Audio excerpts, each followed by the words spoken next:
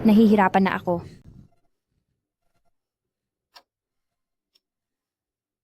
Alas 8 na. Bakit hindi pa siya bumabalik?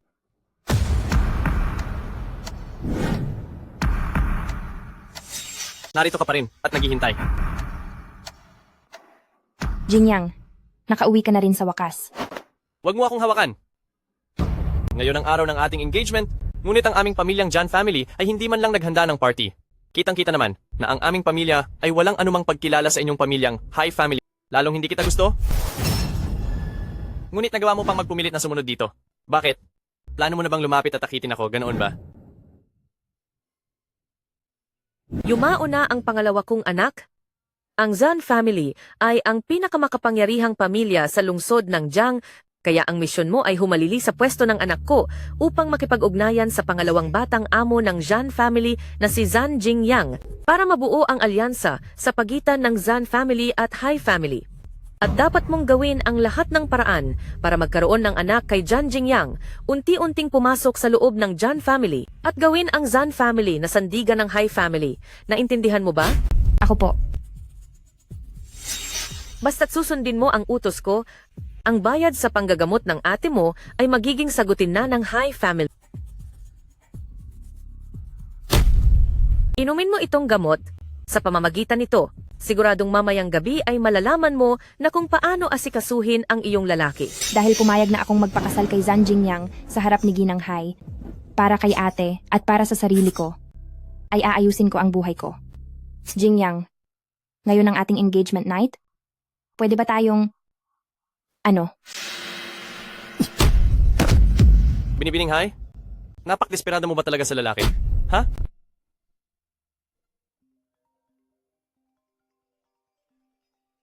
Hello, Yinyin, bakit ka tumatawag? Sige, pupunta na ako agad. Gabi ngayon ang ating engagement. Saan ka pupunta? Bitiwan mo ako. Sino ka? Sa tingin mo para pigilan ako? Kailangan ko pa bang magpaalam sa iyo kung saan ako pupunta? Tandaan mo ito. Kahit naipilit ka pa ng inyong pamilyang high family, wala rin itong silbi dahil kailanman ay hindi kita pakakasalan.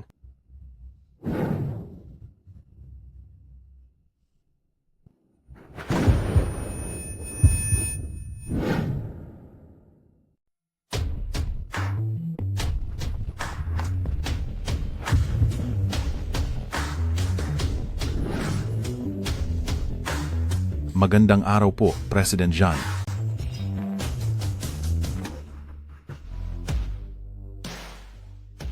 Nasaan ang iba? Ngayon po ang pagsasama ni na Zhang family at Hai family. Pumunta po si Sir at Madam kina Hai family.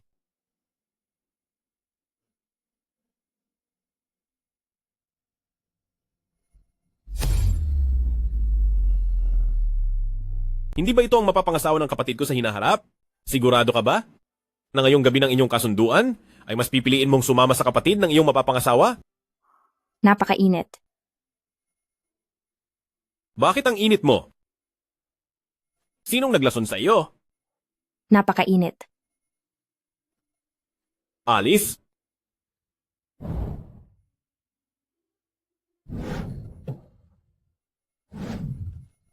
Hindi ko na kaya ang pakiramdam. Gusto mo bang tulungan kita?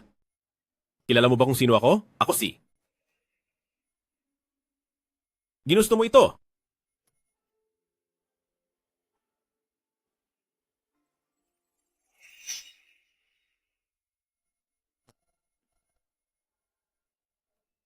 Naku, bakit ang sakit? Masakit? Ito ang iyong. Janyin? Bakit ikaw iyan?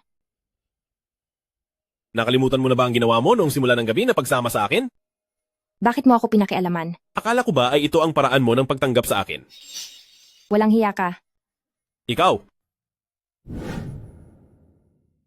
Ang payo ko sa'yo, bago ka magmura, magdamit ka muna.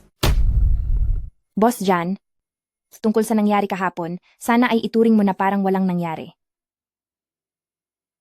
Ang ganda nga ng bihis mo. Pero nakakaawa naman ang kapatid ko. Hindi kanya mapapakinabangan. Lumabas ka! Ito ay kwarto ko.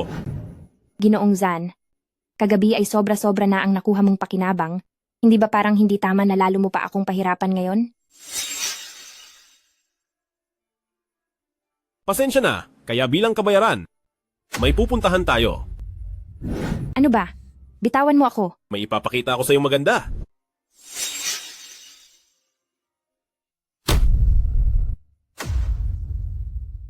Jingyang, alam kong engaged ka na kahapon. Hindi ko sana dapat sinabing lumabas ka. Pasensya na at nahirapan ka. Ang babaeng iyon na si High Family, ipinilit lang siya sa akin ng pamilya ko. Huwag kang mag-alala, hindi ko siya papakasalan. Gagawa ko ng paraan para palayasin siya sa buhay ko. Tignan mo nang mabuti. Nandyan sa loob ang mabait kong kapatid. Ano bang ginagawa mo? Ang mapapangasawa mo ay nasa loob, nakikipag-ugnayan sa ibang babae. Bilang mapapangasawa niya, aalis ka na lang ba ng ganoon? Hindi mo ba siya sisilipin sa loob? Salamat sa tulong mo ngayong araw, Boss Jan. Hanggang dito na lang ito.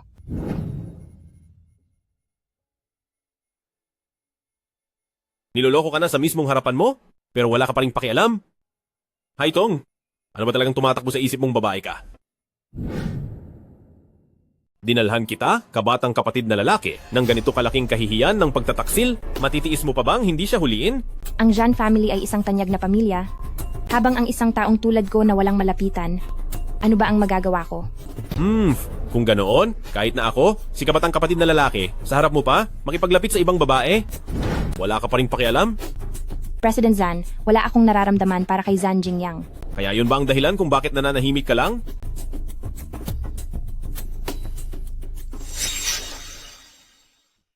Baba na ng kotse! Gusto mo ba akong gamitin para labanan si Jan Jingyang? Hindi ba pwede? Sige, syempre pwede mo akong gamitin. Pero ngayon, kukuha ako ng kapalit. Hay Tong, ano ba ang ginagawa mo? Bakit mo magagawang akitin ang kapatid niya? Dahil lang sa galit ng mahuli mo ang iyong mapapangasawa na may iba. Hindi mo dapat ginagawa ang ganitong bagay. Ipakancel mo na ang kasal. Ano? President Zan, sa tingin ko ay nagkakamali ka. Ako. Akala mo ba talaga? Pagkatapos ng nangyari sa atin ay hindi ka na mananagot? Uy, ano ba ang ginagawa mo? Tumatawag ang mapapangasawa mo, bakit hindi mo sagutin? Nasaan ka na at sino ang kasama mo?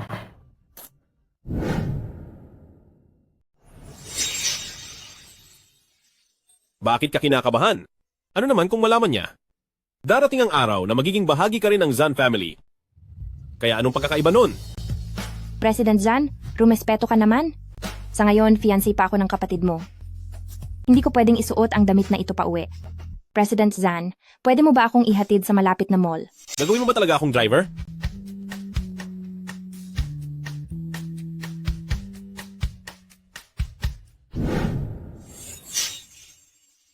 Ano ang ginagawa mo? Ibaba mo ako. Hindi ba bibili ka ng damit? Kaya ko namang maglakad mag-isa.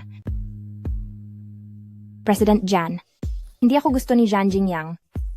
At nahihirapan na talaga akong makisama sa Zan family. Pwede bang lumayo ka muna sa akin? Sige, pero kailangang may ibigay kang mahalagang bagay kapalit niyan. Naiintindihan ko na ang gusto mong sabihin, President Jan. Huwag na po kayong mag-abala. President John, hindi kaya nahuhulog na po kayo kay Binibining High Family? Siya po ang mapapangasawa ng kapatid niyo. Hindi pa naman sila kasal, kaya paanong nangyari iyon? Pero, masarap siyang magsalita. At gusto ko iyon. Kapag nagpalit ako ng damit, siguro naman hindi na ito halata.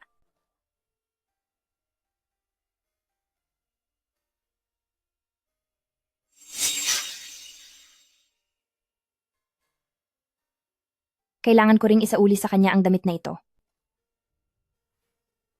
Anong ginagawa mo rito? Anong ginagawa mo rito? Ate Haitong, bakit ka may hawak na damit pang lalaki? Kaya naman pala wala ka sa bahay. Palihim ka palang nakikipagkita sa ibang lalaki. Sa ngayon, ikaw ang fiancé ko. Sa ginagawa mong iyan, parang wala kang respeto sa akin.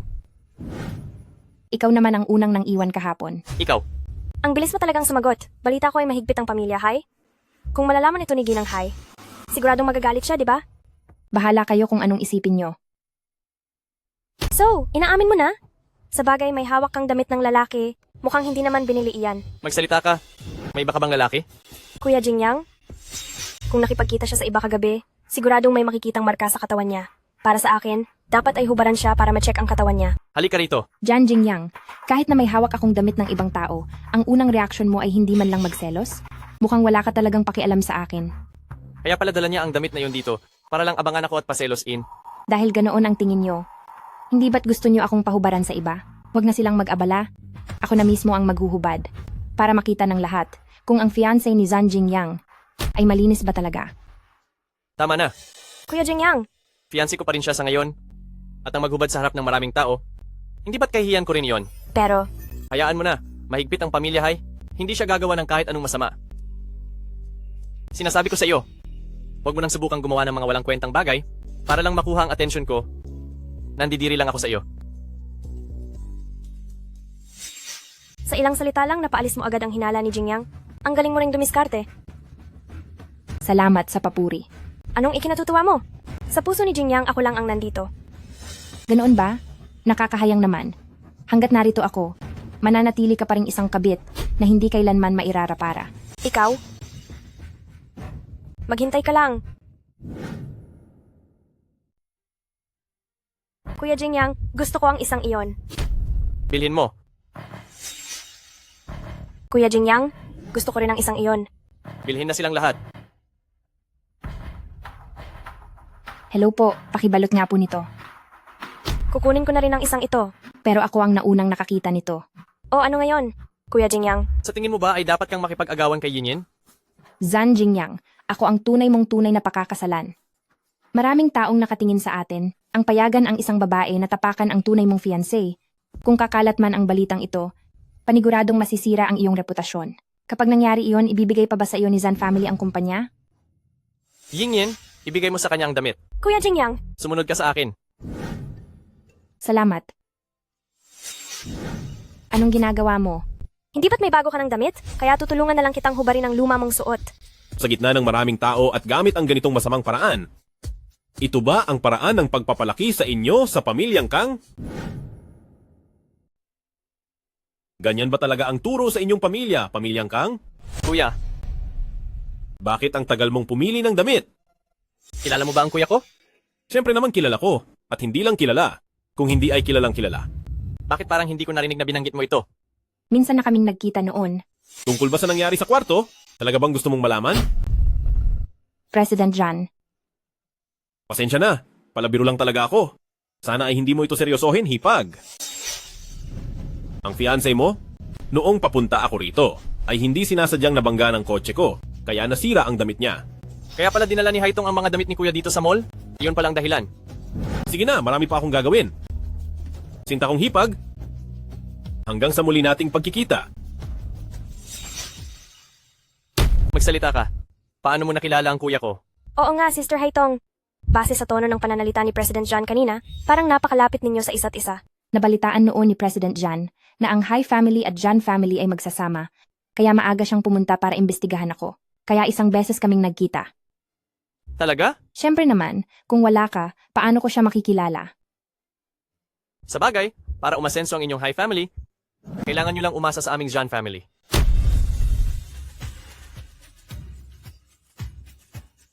Sandali, masyadong tensyonado si Haitong ngayon. Tiyak na may itinatago siya kay Jingyang. Huwag kang malikot. Jan Yen, Magaling ang pag-arte ni Miss Hai kanina. Ang tanging problema lang ay masyado kang malamig, hindi tulad kagabi. Kasama ang iyong fiancé at ang kabit niya na mag-shopping, napakabait naman talaga ni Miss Hai. huwag kang gagawa ng kahit ano. Nasa pampublikong lugar tayo. Kapag may nakakita sa atin. Ano naman kung may makakita? Dito sa lungsod ng Jiang, sino ang pwedeng humadlang sa akin?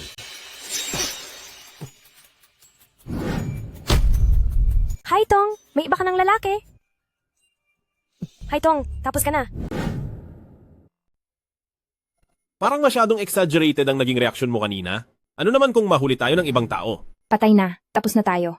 Nahuli tayo, siguradong masisira ang reputasyon ko. Ginanghay, anong gagawin ko? Paano na rin ang ate ko? Huwag ka munang magpanik. Paano akong hindi magpapanik? Kasalanan mo itong lahat. Kung hindi dahil sa iyo, hindi aabot ang sitwasyon sa ganito. Wala na. Wala na, tapos na ang lahat. Sa totoo lang, may paraan pa para maayos ito. Anong paraan? Pakasalan mo ako. Ano? Kapag kinasal na tayo, ang ginawa natin kanina ay hindi ituturing na pagtataksil at maliligtas pa ang reputasyon mo. Pero naka-engage na ako kay Jan Jingyang. Hindi pa naman kayo nagkakaroon ng engagement party. At hindi pa rin ito na iaanunsyo sa lungsod ng Jiang. Tungkol naman sa engagement ninyo, ang pamilya lang ni Zan at Hai ang nakakaalam. Kaya sa mata ng ibang tao, hindi kayo tuturing na fiancé ni Zhan Jingyang. Kapag nakuha na natin ang marriage certificate, tayo na ang tunay na mag-asawa sa paningin nila. Pero, Hindi naman kailangang maging totoo ang kasal natin para lang ito sa problemang ito. Bibigyan kita ng marriage agreement pagkatapos ng 1 taon, magdidiborsyo na tayo, at pagkatapos noon ay wala na tayong kinalaman sa isa't isa. Bibigyan lang kita ng 10 segundo para mag-isip. Ginang Hai, basta makapasok ako sa Zan family. Kung papakasalan ko si Zan Yin, ituturing pa rin naman sigurong tapos ang misyon ko, di ba? Sige, pumapayag na akong pakasalan ka. Ano? Nakipaghalikan si Haitong sa ibang lalaki? Mismo ang mga mata ko ang nakakita. Isinandal siya ng lalaki sa pader, at ang sarap ng halikan nilang dalawa. Kuya Jingyang, sabi ko na nga ba na may problema sa babaeng iyon? Talagang niloko ka niya. Nagawa mo akong pagtaksilan? Hiwalayan na. Pupunta ako ngayon din sa Hai family para kansilahin ang kasal. Kuya Jingyang, huwag kang padalos-dalos. Dati pa ay ayaw mo na kay Haitong, pero ipinadala pa rin siya ng Hai family sa Jan family? Mukhang may katusuhan din ng Hai family. Kung wala kang maipapakitang ebidensya, at basta ka na lang susugod, siguradong hindi sila papayag na bawiin ang kasal. Gusto mo bang magtiis na lang ako? Siyempre, hindi pwedeng palampasin ito, pero kailangan nating makakuha ng matibay na ebidensya. Gawin natin ang ganito. Sige. Gagawin natin iyan. Hindi ko akalaing ikakasal ako sa huli kay Jan Yin. Masyadong mabilis ang lahat.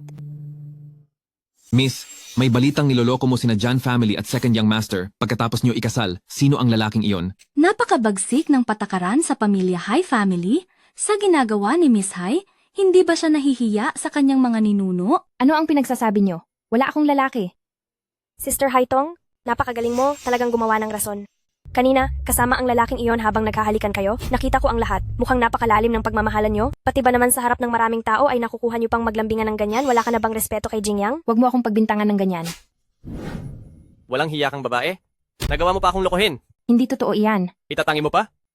Ano ang tawag dito? Kaninong marka ang iniwan sa iyo? Ang mga marka sa katawan niya ay ang matibay na ebidensya ng kanyang pakikipagkita sa ibang lalaki. Huwag na kayong kumuha ng litrato. Sinong nagsabing nanlalaki siya?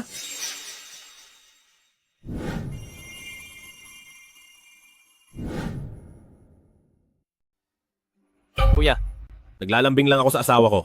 At pati ba iyon ay papakialaman nyo? legal na asawa? Zhan Jingyang, nagmamarunong ka na at ngayon ay sinusubukan mo na akong diktahan. Hala, hindi po.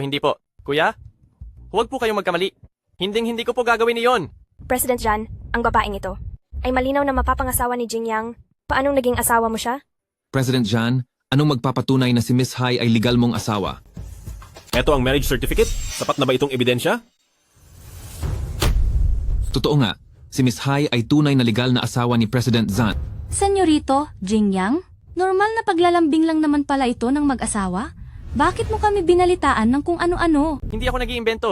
Mapapangasawa ko talaga siya. Ganoon ba? Nagkaroon ba kayo ng engagement party? Nagpalitan na ba kayo ng singsing? Ang ikalawang senyorito ng pamilya Zhan, ang isang malaking balita gaya ng engagement. Bakit walang lumabas na kahit anong balita sa TV o dyaryo? Iyon ay, dahil Kung si Haitong ang mapapangasawa mo, sino naman ang babaeng ito? Senyorito Jingyang, ano ba talaga ang nangyayari rito? Hindi ba't may girlfriend ka na? Bakit nadamay pa ang pangalan ni Miss Haitong dito? Ano ba talaga ang totoo? kasi Jingyang, alam kong may hindi kayo pagkakaunawaan ng hipag mo, pero hindi mo dapat siya sinisiraan ng ganyan. kuya, alam ko na po ang pagkakamali ko. Hindi ko na po uulitin ito. Anong silbi ng paghingi mo ng tawad sa akin? Patawad? Ipag. Siya ay akin kapag may susunod pa? Huwag kang magrereklamo kapag kinalimutan ko ng kamag-anak kita.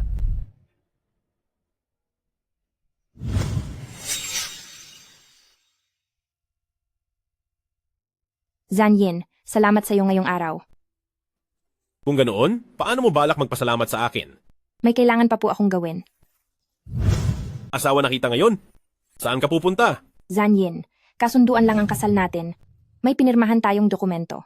Ang mga babaeng gustong tumabi sa kama ko sa Zanyin ay nagkalat lang kung saan-saan. Bakit parang ikaw pa ang dehado? Matulog ka na. Pupunta ako sa silid-aralan.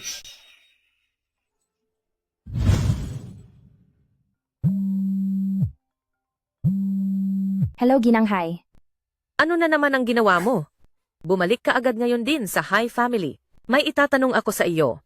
Sige po. Tila si Ginang Hai ay sobrang galit. Kailangan mo ba ng tulong ko? Hindi na po, salamat. Ginoong Jan, kung sakaling magkaroon ng gulo sa akin at sa Hai family, kanino ka kakampi? Anong ibig mong sabihin? Hindi ba ikaw si Mangay? Wala lang.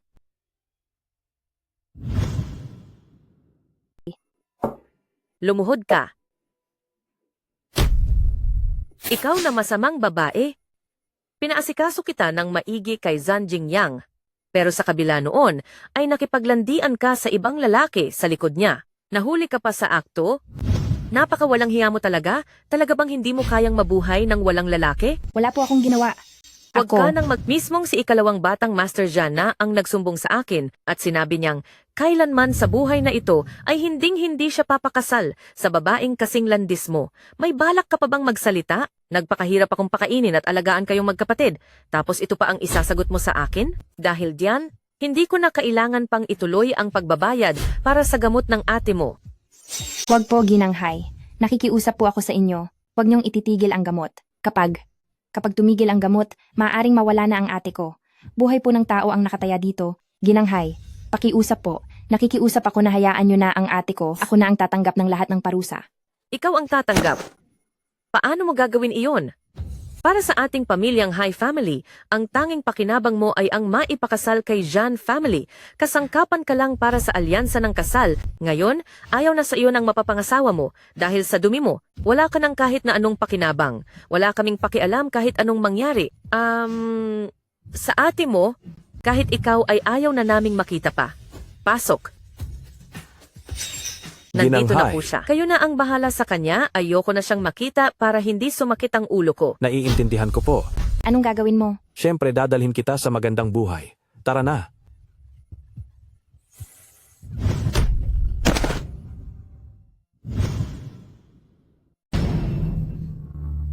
President Zan, ito ay pampamilyang usapan sa loob ng Hai family. Kaya bakit po kayo nakikialam, President Jan? Ibebenta mo? Ang asawa ko? Paano akong hindi makikialam? Asawa?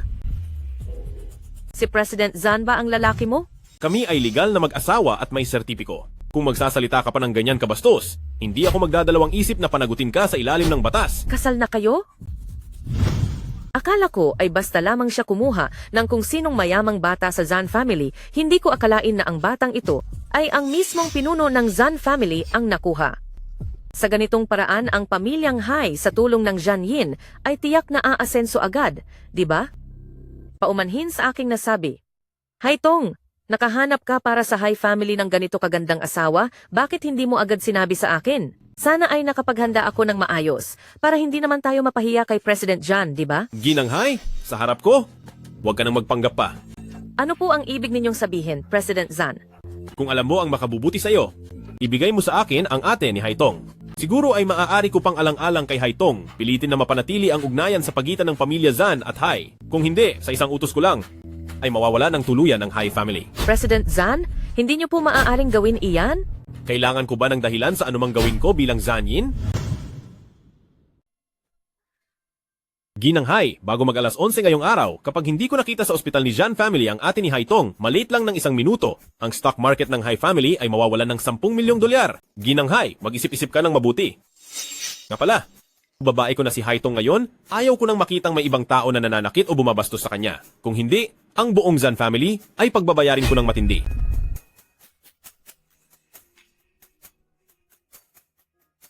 Ibaba mo ako, kaya kong lumakad ng mag-isa.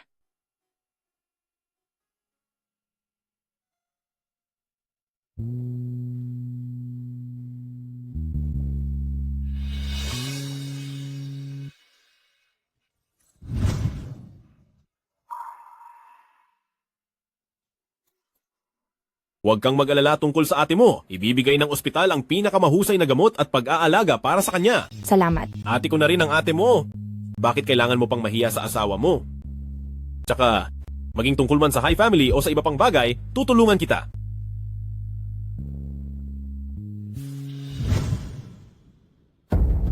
Hai Tong, bakit parang wala lang nangyari sa'yo? Ano ba dapat ang mangyari sa akin?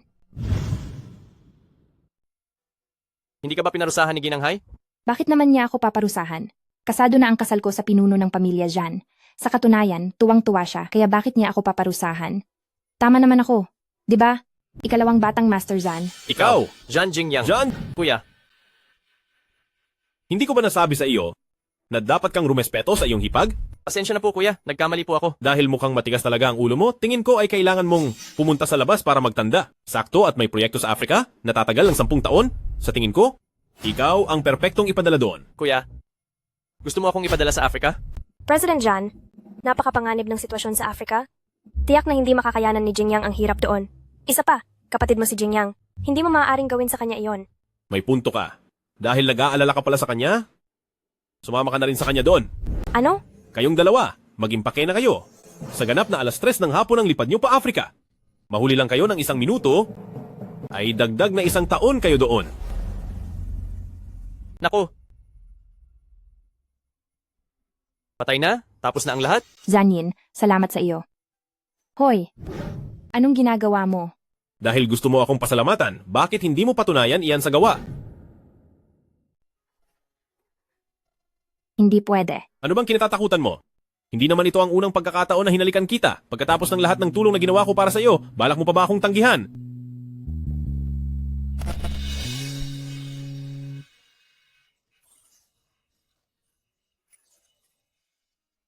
Takot ka ba sa akin? Hindi.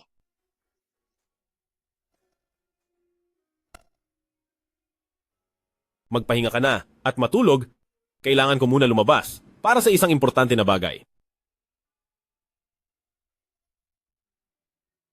Pangit ba ako?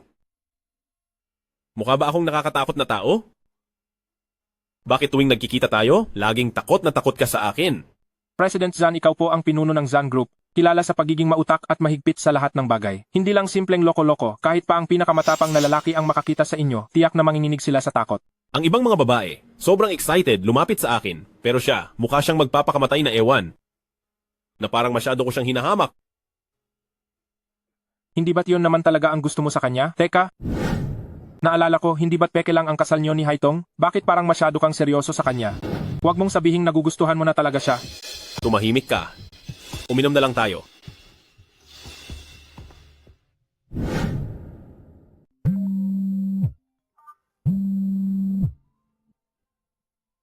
Hello? Janyin, uuwi ka pa ba ngayong gabi? Dapat ko ba iwanan na bukas ang pinto para sa iyo? Kung hindi ka uuwi, hindi na ako maghihintay. Uuwi ako. Hoy, hindi nga takot ka pala sa asawa mo?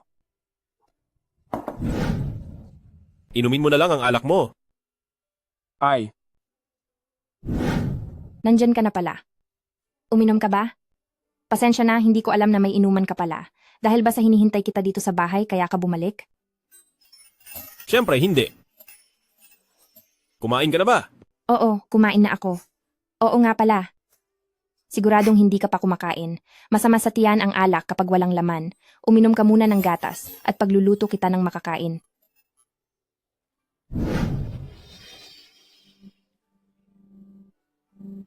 Halika na, kain na ng pansit. Sandali lang. Halika rito at samahan mo akong kumain.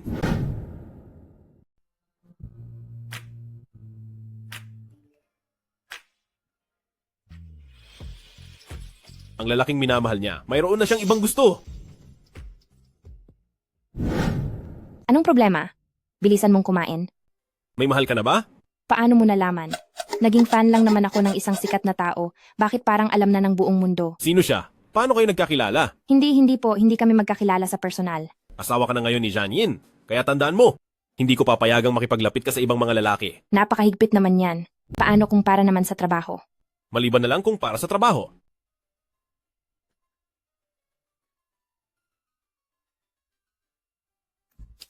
Para masiguradong tapat tayo sa isa't isa habang kasal, gumawa ako ng isang kasunduan para sa mag-asawa.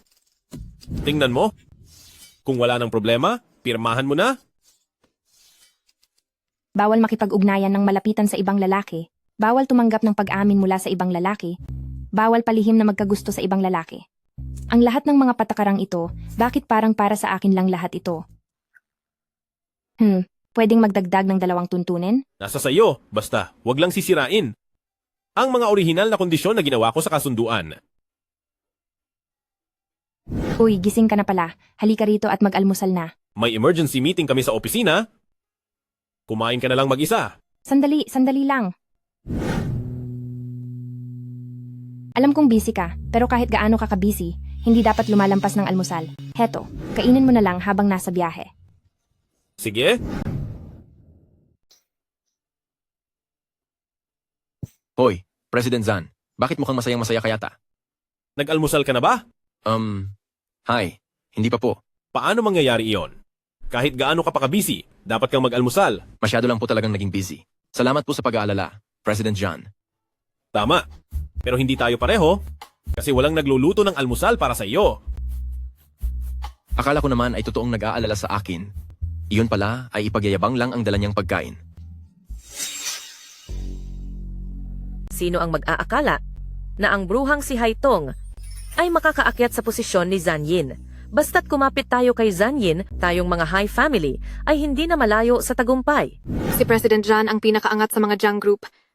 Nakikita ko na ordinaryo lang naman ang hitsura ni Haitong, pero paano siya nakadikit kay President Zan? Baka wala lang talagang pamantayan si President Zhan pagdating sa babae. Sino ang mag-aakala? Noong una ay akala natin siya ang pinakamahirap malapitan, ngunit ngayon siya na pala ang pinakamadaling makuha. Talagang pinagpala ang ating high family.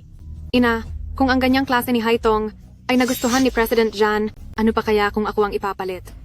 Si President Zhan ay siguradong magiging kapakipakinabang sa ating pamilyang high family. Anong ibig mong sabihin? Ina, ang kagandahan at talino ko ay mas higit pa kaysa kay Haitong. Kung nagustuhan siya ni President Zhan, siguradong mas magugustuhan niya ako. Sa huli, si Haitong ay hindi naman totoong kabilang sa high family, kaya paano niya maibibigay ang buong puso niya para sa ikabubuti ng high family? Mabuti pang ako na lang ang pumalit kay Haitong. Kapag naging Mrs. Zhan na ako, gagawin ko ang lahat ng makakaya ko para magsilbi sa pamilyang high family. May punto ang iyong sinabi. Dahil dyan, gagawa muna ako ng pagkakataon na magkasama kayo ni Zan Yin at dapat ay galingan mo ang pag-akit sa kaniya.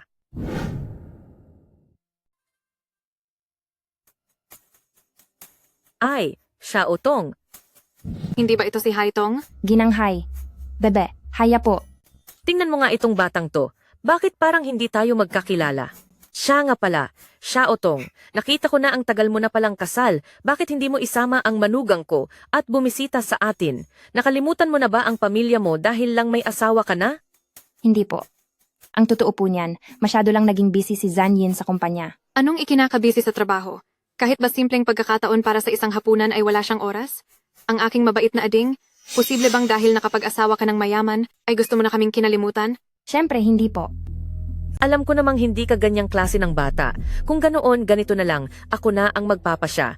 Bukas ng gabi, maghahanda ako ng pagkain sa bahay at isama mo ang manugang ko para sabay tayong kumain. Pero, Nagkasundo na tayo. Haitong, aasahan ka namin. Oo nga, hihintayin ka namin sa bahay. Mauna na kami sa iyo. ay,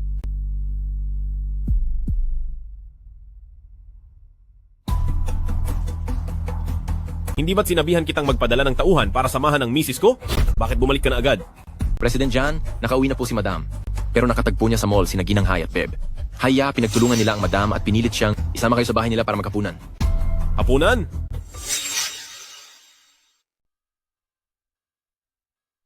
yayayain ko sana siyang sumabay sa akin kumain.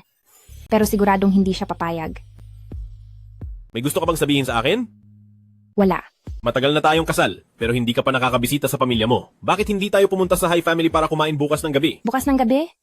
Talaga po? Bakit? Ayaw mo ba? Ay, hindi po sa ganoon. Gusto ko po. Kung ganoon, bukas ng gabi tayo pupunta. Heto, kumain ka na.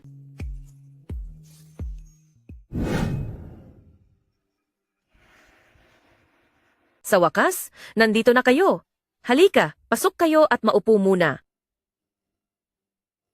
Alam naming napaka-busy ni President Zhan, pero nagawa niyo pang maglaan ng oras para samahan si Haitong na bumisita rito. Talagang mahal na mahal niyo ang ating si Haitong. Napakaswerte mo talaga, Xiao Tong. Natatandaan ko noong hindi ka nakatapos ng high school at nagtrabaho agad, di ba? Wala ka ng diploma, wala ka pang karanasan. Noon nga ay labis akong nag-alala kung ano ang mangyayari sa kinabukasan mo. Sino namang mag-aakalang makakahanap ka ng gaya ni President Zan para umangat ang buhay mo? Hay naku, ha ha ha! President Zan, salamat at tinanggap nyo ang aming si Haitong. Mabuting tao si Haitong. Walang manglalait sa kaniya. At walang sinuman ang dapat magtangkang hamakin siya. Ay, tama kayo, mali ang nasabi ko. Sige, uminom po muna kayo ng tsaa. Nay, sino po ang bisita? Sino po ang dumating? Ay, Xiaoya. Nandito na sina Xiaotong at President Zan. Sister Haya, Maupo kayo, pambihira lang kayong makadalaw. Bakit kailangan nyo pang mag-abala ng ganito? President Zan, ako ang ate ni Haitong na si Haya. Kumusta? Xiaoya, bakit ka lang nakatayo riyan? Halika, maupo ka at makipagkwentuhan sa amin. Tuwang-tuwa si Xiaoya nang mabalitang darating si Xiaotong. Matagal na silang malapit sa isa't isa.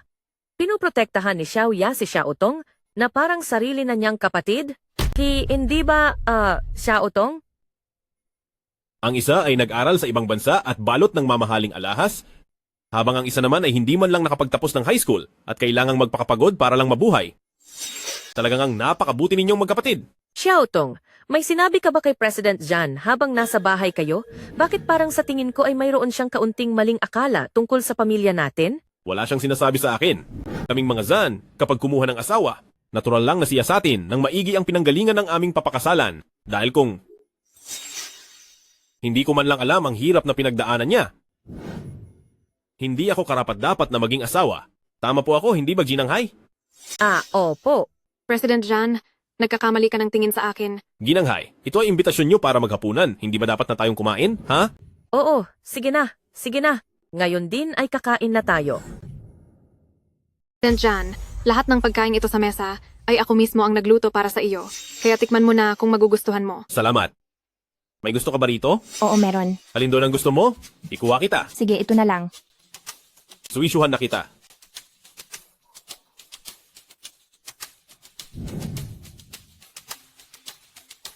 President Zhan, ito ay nilito ko mismo na hipon para sa iyo. Subukan mo. Pasensya na, hindi ako kumakain ng hipon. Hindi ba gusto ni President Zhan ang hipon? Opo. Tongtong, sabihin mo sa kanila. Ganito po iyon. Tungkol kay President Zhan, allergic siya sa mga pagkaing dagat. Hindi lang hipon, kundi lahat ng pagkaing dagat ay hindi niya pwedeng kainin. Lahat ng pagkaing dagat ay hindi niya makain? Tama yan. Hindi kaya nahulaan ko lang ito ng tama? Opo, pasensya na talaga kayo. Sister Haya, tingnan mo. Nagluto ka ng ganito karaming seafood, ngunit sa kasamaang palad ay hindi ito makakain ni Janyin. Pero, ayos lang. Ako na lang ang kakain para sa kanya. Mahal ko, kumain ka ng hipon. Sobrang nakakainis. Ang tagal kong niluto ang mga pagkaing iyon, pero sa halip na makuha ang loob ni Janyin, and makinabang pa ang masamang babaeng iyon, talagang nakakagalit. Kasalanan natin ito dahil hindi tayo nag-imbestiga ng maayos, hindi naman natin alam na si Zhan Yin ay allergic pala sa lamang dagat. Pero, huwag kang mag-alala, dahil mamayang gabi, dito rin sila matutulog sa pamilya Hai. Kung walang ibang paraan, gagawa tayo ng paraan para wala na siyang kawala. Hay, busog na busog ako. Paano mo nalamang hindi ako kumakain ng lamang dagat? Kaming mga pamilya Hay kapag nagpakasal, syempre ay inaalam namin ang buong background ng aming mapapangasawa. Kasi kung pati ang ayaw kainin o ang allergies ng asawa ay hindi alam, hindi karapat-dapat na maging asawa, di ba? Mahusay ka talagang umarte. Xiaotong, sumama ka muna sa akin. May mga bagay lang ako Na na gustong gustong sabihin sabihin sa'yo sa'yo ng ng pribado. Sige po. Sige po. Kung hindi mo na sila makayanan, sabihin mo agad sa akin. Opo, naintindihan ko.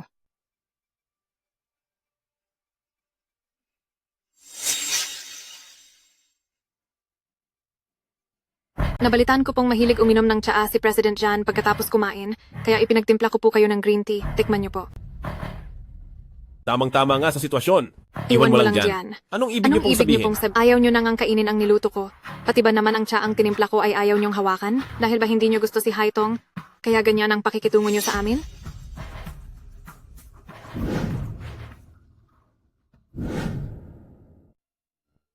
Sige na.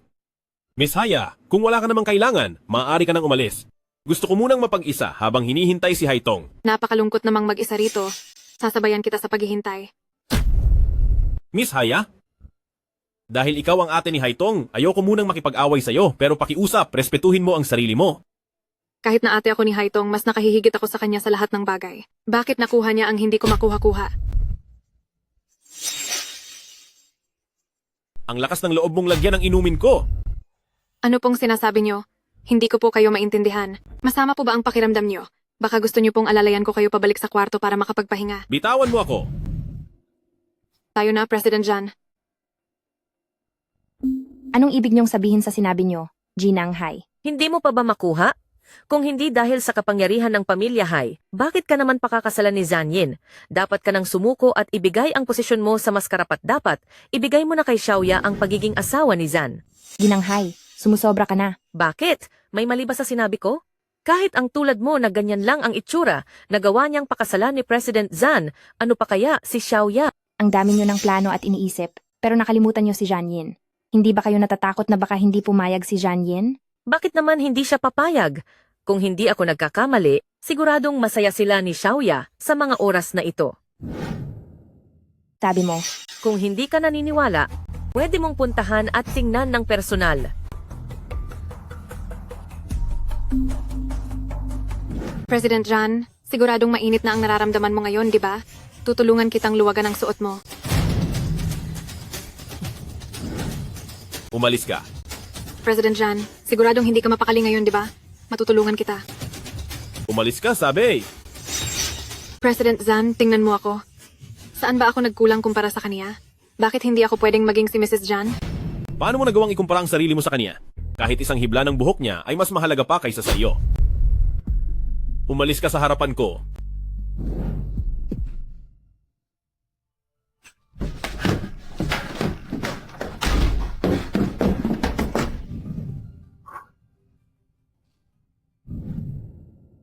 Aya at si Janyin, talaga pa lang. Anong kasunduan ng mag-asawa na dapat sundin? Anong katapatan bago pa man magpakasal? Lahat iyan ay panlilin lang. Zanyin. Anong ginagawa mo? Hindi maganda ang pakiramdam ko ngayon. Kaya huwag kang gumalaw ng magulo. Wala akong pakialam kung hindi maayos ang pakiramdam mo. Hindi ba dapat ay nandoon ka sa kwarto ni Haya? Bakit hindi mo ituloy ang ginagawa mo?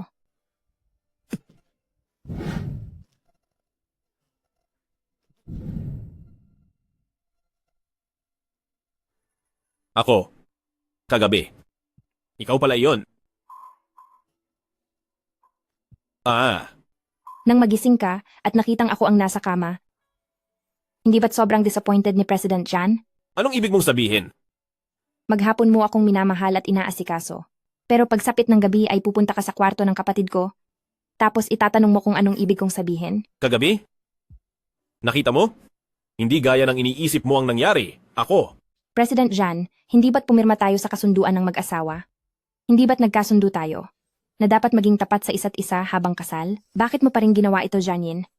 Sa puso mo, sino ba talaga ako? Hindi ka naniniwala sa akin?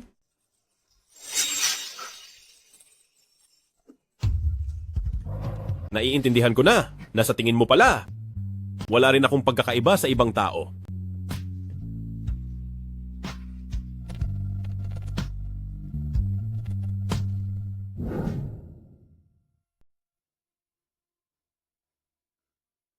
Aalis na agad si President Zan. Bakit hindi mo na manatili rito sa Hai family ng ilang araw pa? May kailangang asikasuhin sa kumpanya kaya kailangang nang umalis. Tara na.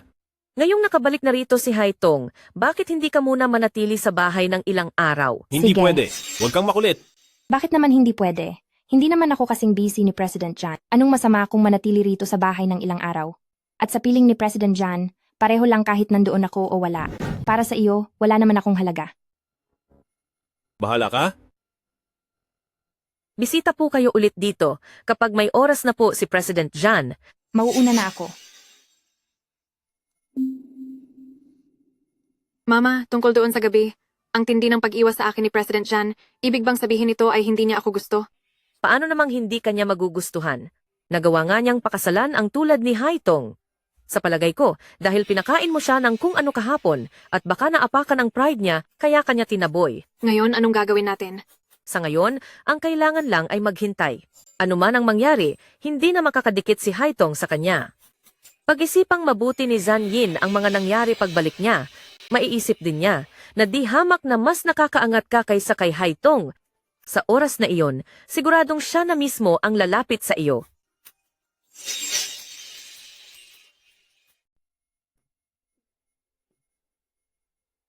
Bakit ba siya galit na galit? Masyadong malakas ang talab ng gamot. Pinilit kong labanan ang epekto nito at itinulak si Haya para tumakbo sa kwarto niya nang hindi man lang nakikinig kung ano-ano nang ibintang niya sa akin. Hindi ko na talaga alam. Bakit ba hindi niya ako mapagkatiwalaan? Sinasabi ko sa iyo, dakilang President Zian, mula nang dumating ang asawa mo, naging madalas ang pagyayaya mo sa akin na uminom, at palagi ka pang mukhang problemado. At hirap na hirap sa pag-ibig. Tingin ko hulog na hulog ka na sa kanya, no? Tumahimik ka nga. Nagpunta ako rito para tulungan mo akong makahanap ng solusyon. Hindi para pagtawanan mo ako. Sige na, mag-iisip na ako. Gagawa na natin yan ng paraan. Para sa akin kasi, normal lang na magalit ang asawa mo. Kasi naman, nakita kanyang may kasamang ibang babaeng kalandian mo. Alam mong wala kang choice, pero hindi yun alam ng asawa mo. Sa tingin niya, hindi ka tapat sa kanya sa pagsasama ninyong dalawa. Ibig sabihin ba? Ganito na ang tingin niya sa akin bilang tao? Bakit naman hindi? Dati pa lang, napakalamig na ng turing mo sa kanya, hindi mo rin sinasabi ang tunay mong nararamdaman. Paano kanya maiintindihan? Paano niya malalaman kung anong klaseng tao ka talaga? Kaya dapat matuto kang magsabi ng totoo. Gamitin mo ang kilos mo para patunayan kung sino ka talaga. Sabihin mong gusto mo siya, na siya lang ang tanging gusto mo, at hindi ka titingin sa kahit sinong babae. Dapat maipakita mo yan sa kanya. Ganoon pala yon. Itatanggi mo pa bang hindi mo siya gusto? Tingnan mo nga iyang itsura mo ngayon. Zanyin, yari ka na. Dahil talagang in love ka na. Inumin mo na lang iyang alak mo. Hoy, saan ka pupunta? Magtatapat na ako sa kanya.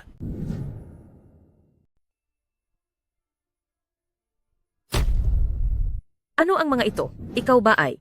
Kumusta po?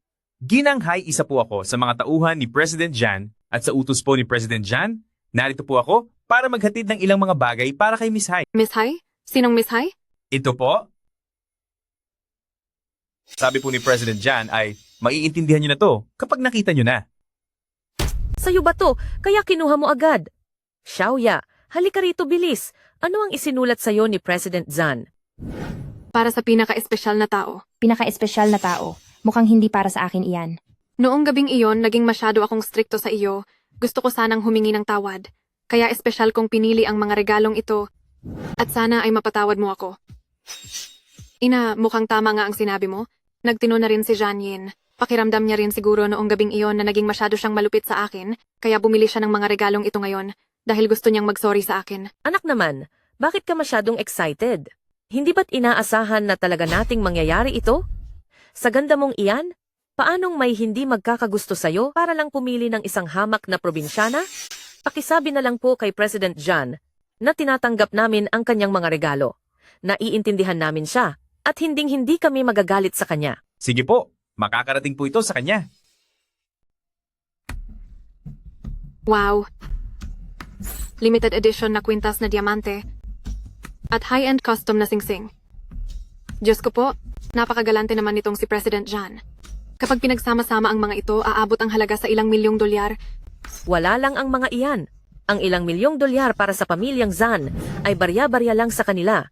Kapag nakasal ka na sa pamilya, wag lang ang mga ito mga regalong nagkakahalaga ng 10-10 milyong dolyar ay maaari mong piliin. Ha ha ha. Haitong, nakikita mo naman ang lahat, di ba? Ang pagtingin ni Zan Yin kay Xiaoya ay sadyang napakalalim. Kung ganoon ay binabati ko si Ate Haya. Anong silbi ng pagbati lang? Dapat ay dalian mo nang ibigay ang posisyon mo bilang Mrs. Jan. Tama siya. Tutal naman ay wala ka na ring nararamdaman para kay Zan Yin. Humanap ka na lang ng panahon para makipagdiborsyo. Mas bagay si Xiaoya bilang Mrs. Jan kaysa sa iyo. Pero huwag kang mag-alala.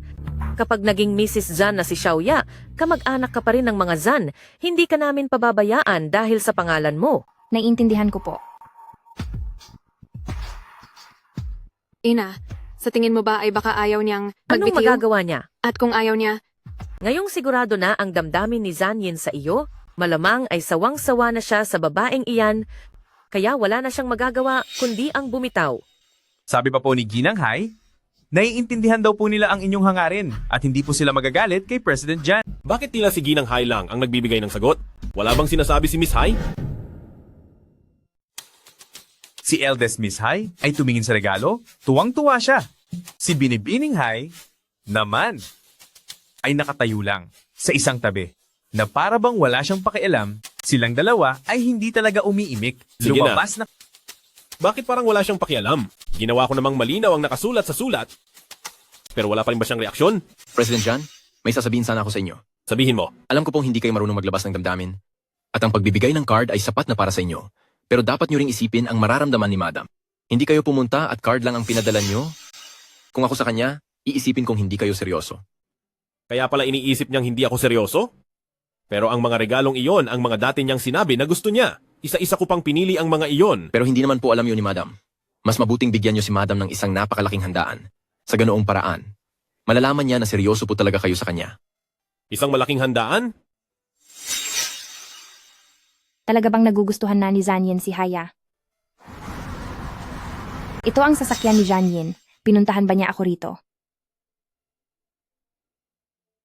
Madam? Anong kailangan mo, Secretary Song? Hindi mo naman siguro dala ang mga papeles para sa diborsyo, di ba?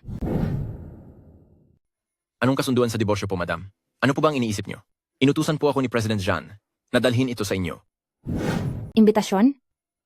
Magpapaparty ba siya? Akala ko ba sila ni Haya? Madam, huwag na po kayong manghula. Malalaman nyo rin kapag pumunta kayo. Ang pagdiriwang ng 100 bulaklak. Ang pagdiriwang ng 100 bulaklak. Inihahanda ba ni Zanyin ang pagtitipon na ito para sa akin?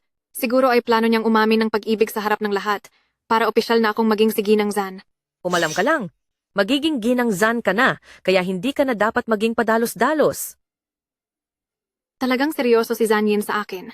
Pero bakit hanggang ngayon ay wala pa rin tayong natatanggap na imbitasyon mula sa kanya? Baka gusto ka lang niyang sorpresahin. At isa pa, ikaw ang bida sa pagtitipon na ito, bakit pa mangangailangan ng imbitasyon ang bida? Dapat ay lahat sila ay sasalubong sa iyo para samahan kang pumasok, kaya ikaw, maghintay ka lang sa iyong magandang pagdating at hintayin mong umamin si Zanyin sa iyo. Ina, hanggang ngayon ay wala pa rin tayong imbitasyon? Wala rin kaming natatanggap na kahit anong balita? O sigurado ba tayong pumunta ng basta-basta? Anong masama doon? Ang pagtitipon na ito ay ginawa talaga para sa iyo. Hindi mo lang dapat hinihintay ang mga ikikilos ni Zanyin, dapat matuto kang gumawa ng sarili mong paraan. Tara! Kayo pong dalawa, maaari po bang makita ang inyong imbitasyon? Imbitasyon? Kailangan ko pa ba ng imbitasyon? Idilat mo ng mabuti ang mga mata mo at tingnan mo kaming mabuti. Ang nasa harap mo ngayon ay ang magiging asawa ni President Zan ang pistang bayhuwa na ito ay idinaraos para sa kanya at ako naman ang magiging biyenan ni President Zan. Papasok kami. Kailangan pa ba ng imbitasyon? Tumabi ka riyan ngayon din. Sandali lang. Wala akong pakialam kung sino pa kayo. Ngunit may utos si President John. Ang may hawak lang ng imbitasyon ang maaaring pumasok. Kung wala kayong dalang imbitasyon, paumanhin pero hindi ko kayo maaaring papasukin.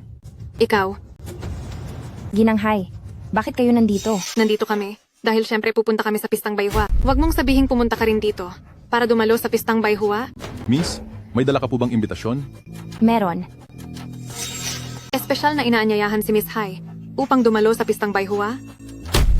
Napakahusay. Kaya pala hanggang ngayon ay hindi ko pa natatanggap ang imbitasyon mula kay President John. Ninakaw mo lang pala ito. Pakiayos ang pananalita mo. Anong ibig mong sabihing ninakaw? Ibinigay ito sa akin. Ibinigay ito sa iyo ni Zanyin? Hindi po. Alam ko na si President John ay hinding-hindi maghahanda ng ganyang bagay para sa iyo. Ikaw ang babaeng itinakwil na niya. Paano kanya iimbitahan sa Pistang Bayhuwa? Sa tingin ko ay ninakaw mo lang ang imbitasyong ito mula kay Xiaoya. Po talaga ito ninakaw. Ano ang magiging dahilan ko para nakawin ang imbitasyon niya? Bakit wala? Sa tingin ko ay naiinggit ka lang. Dahil malapit na akong maging Jan, at natatakot kang maagaw ko si Zanyin, kaya mo ninakaw ang imbitasyon para lang masira ang Pistang Bayhuwa na inihanda niya para sa akin. Kaya pala para sa kanya pala ang Pistang Bayhuwa na ito. Huwag ka nang magpanggap na inosente. Dahil alam na alam ko kung ano ang iniisip mo. Sinasabi ko sa iyo, akin lang si Zanyin. At ngayong araw sa Pistang Bayhuwa, haharap siya sa lahat para magtapat sa akin at kikilalanin na niya ako. Kaya kung matalino ka, makipaghiwalay ka na agad kay Zanyin, lumayo ka na sa kanya, at huwag ka nang magtangka ng kahit anong masama. Sa katayuan mong iyan, tingin mo ba ay bagay ka kay pinakamayamang tao sa Jiang? Nananaginip ka ng gising. Mukhang sobra naman ang iniisip niyo. Wala akong pakialam sa kung anong gagawin ni Janine, pero ang imbitasyong iyan ay ibinigay talaga sa akin ng ibang tao, kaya pakiusap, ibalik nyo na iyan sa akin.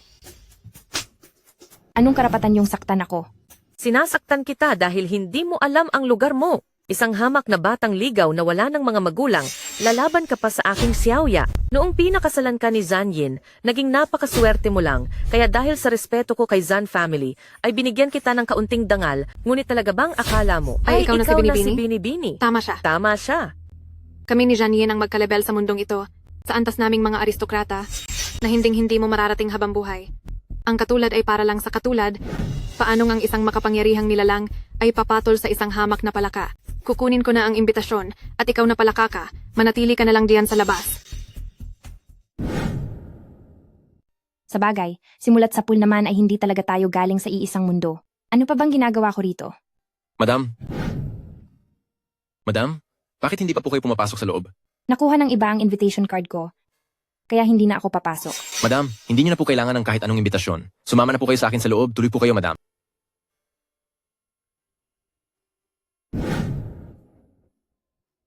Madam, maaari po muna kayong maglibot ng mag-isa. Aasikasuhin ko lang po muna ang trabaho ko. Salamat.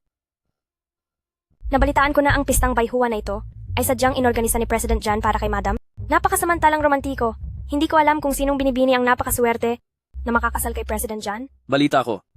Ay ang binibini ni High Family. Napakaganda niya. Haitong, ano ba talagang ginagawa mo? Magtatapat siya ng pag-ibig sa ibang babae ngayong araw? Pumunta ka ba rito para lang magpahiya sa harap ng lahat? Hoy, sinong bastos ang naglakas loob na bumangga sa akin? Pasensya na, sorry talaga. Hi Tong, paano ka nakalusot dito? Paumanhin. Hoy, matapos mo akong mabasa ng alak ay tatakas ka lang? Hinding-hindi pwede. Sorry na ako sa'yo. Isang mamahaling dedesenyong gown ang suot ko na nagkakahalaga ng ilang daang libong dolyar. Sa tingin mo ba ay ganoon lang kadali na maayos ang lahat sa isang simpleng sorry? Kung ganoon ay babayaran ko na lang, ayos na ba? Bayad? Saan mo ako babayaran?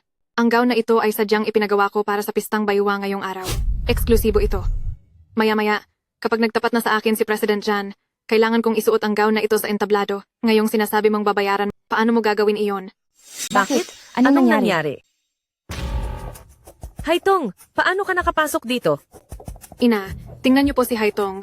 Bukod sa palihim siyang nakapasok, tinapunan pa niya ako ng alak sa buong katawan. Ngayong nasira na niya ang suot ko, paano pa ako aakyat sa entablado mamaya? Hindi ko po sinasadya iyon. Hindi mo sinasadya? Sa tingin ko ay naiinggit ka lang kay Xiaoya, kaya ginawa mo ang lahat para masira ang pistang bayhuwa na ito. Sige, dahil nasira mo na ang gown niya, ang suot mo ang ipapalit natin. Anong ibig niyong sabihin? Ang suot mo, kahit mukhang basura at mumurahin, ay mukha namang formal. Xiaoya, hubarin mo ang suot niya. Iyon ang isuot mo sa entablado mamaya. Sige po. Kahit mukha itong mumurahin, gusto ko pa rin makita kang mapahiya at walang saplot sa harap ng maraming tao. Kayo diyan, hubarin niyo ang damit niya. Anong gagawin niyo? Bitawan niyo ako. Huwag niyo akong hawakan. Tawagin na po natin sa entablado si President Zan.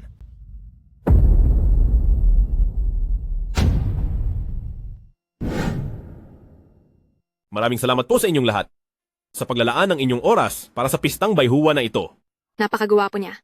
Madam, huhubarin pa po ba itong damit? Anong hubad? Kita mo na ngang seryoso ang sitwasyon. Bumaba na kayo agad. Itong pistang bayhuwa na ito ay espesyal kong inihanda para sa isang babae.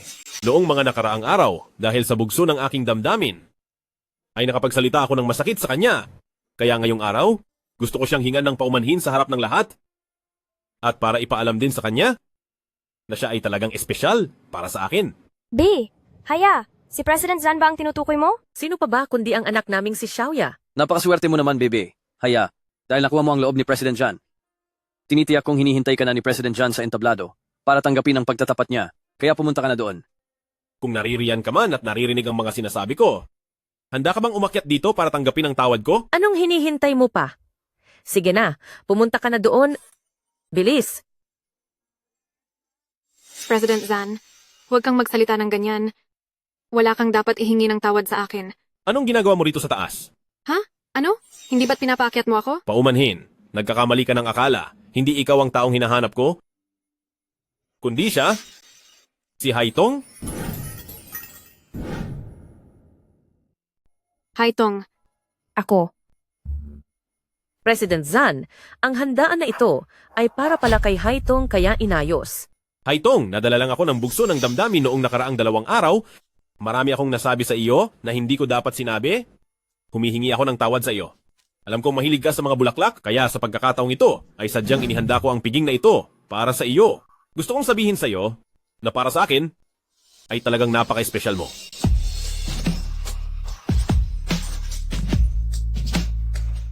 Handa ka bang bigyan ako ng isa pang pagkakataon? Sagutin mo na siya. Sagutin mo na siya. Sige na, sagutin mo na siya.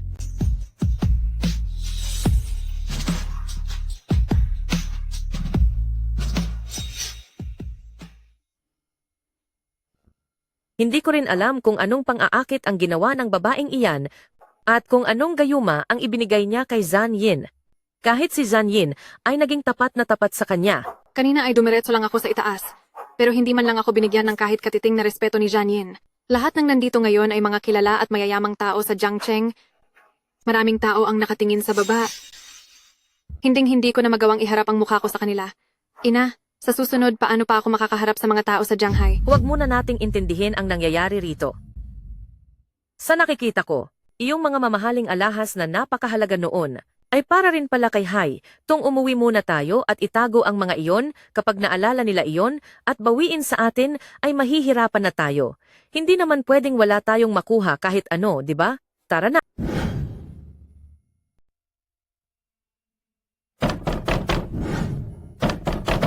Anong tunog iyon sa labas? May kumakatok sa pinto. Ganoon ba? Sino iyan?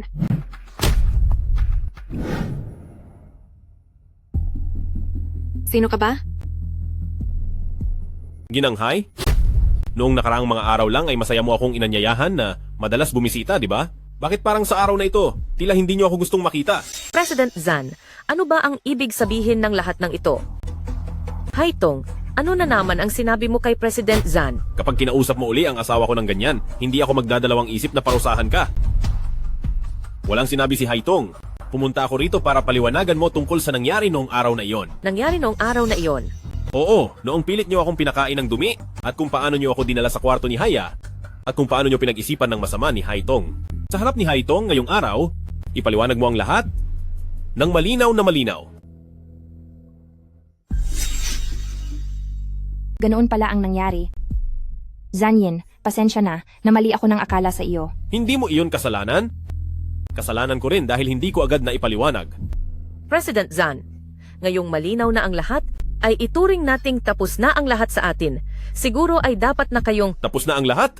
Ginanghay, parang napakaaga pa para sabihin iyan, hindi ba? Nasaan na ang mga regalong ibinigay ko para kay Haitong? Anong regalo? Talaga bang hindi mo alam? Alam. Alam ko. Nasa doon lang ang lahat ng iyon. Ina. Manahimik ka. Ang mga regalong ito para sa gaya ni Zan family ay walang halaga, kaya hindi na mahalaga sa akin kung bawiin ko man ito o hindi. Pero kapag naisip ko na kinuha nyo lang ang mga ito kay Haitong, nakakaramdam ako ng galit. Zan Yin, Ginanghay, alang-alang kay Haitong, papalagpasin ko muna ito sa araw na ito. Ngunit kapag nagbalak pa kayo ng masama at hinayaan ninyong magdusa si Haitong, idadamay ko ang buong Hai family sa galit ko. Ina, anong gagawin natin ngayon? Makakasal pa ba ako kay Jian Yin? Wala nang kasalang mangyayari. Mukhang hinding-hindi na tayo. Makakalapit pa sa Zan family kailanman. Zan Yin, pinag-isipan mo na ba talaga ang pagsasama nating dalawa? Anong problema? May nagsabi kasi sa akin na dapat ang kauri ay para lang sa kauri. Para sa isang katulad mo na nasa mataas na antas, mula pa lang sa simula ay hindi na tayo magkapareho ng mundo. Genge. Zan, may dalawang mali sa mga sinabi mo. Una, hindi ako isang makapangyarihang nilalang. Katulad mo, isa lang din akong ordinaryong tao. Ngayon nga, hindi ba't magkahawak kamay tayong naglalakad dito sa kalsada? Paano mo masasabing hindi tayo galing sa iisang mundo? Pangalawa, ang pinakamahirap ay ang pakikinig sa sabi-sabi ng iba. Huwag nating pakinggan ang iba. Gawin natin ang gusto nating gawin. Samahan mo muna ako sa opisina para kumuha ng gamit, tapos ay ililibre kita ng masarap na pagkain. Sige po. Mauna ka na sa loob, dito na lang ako maghihintay.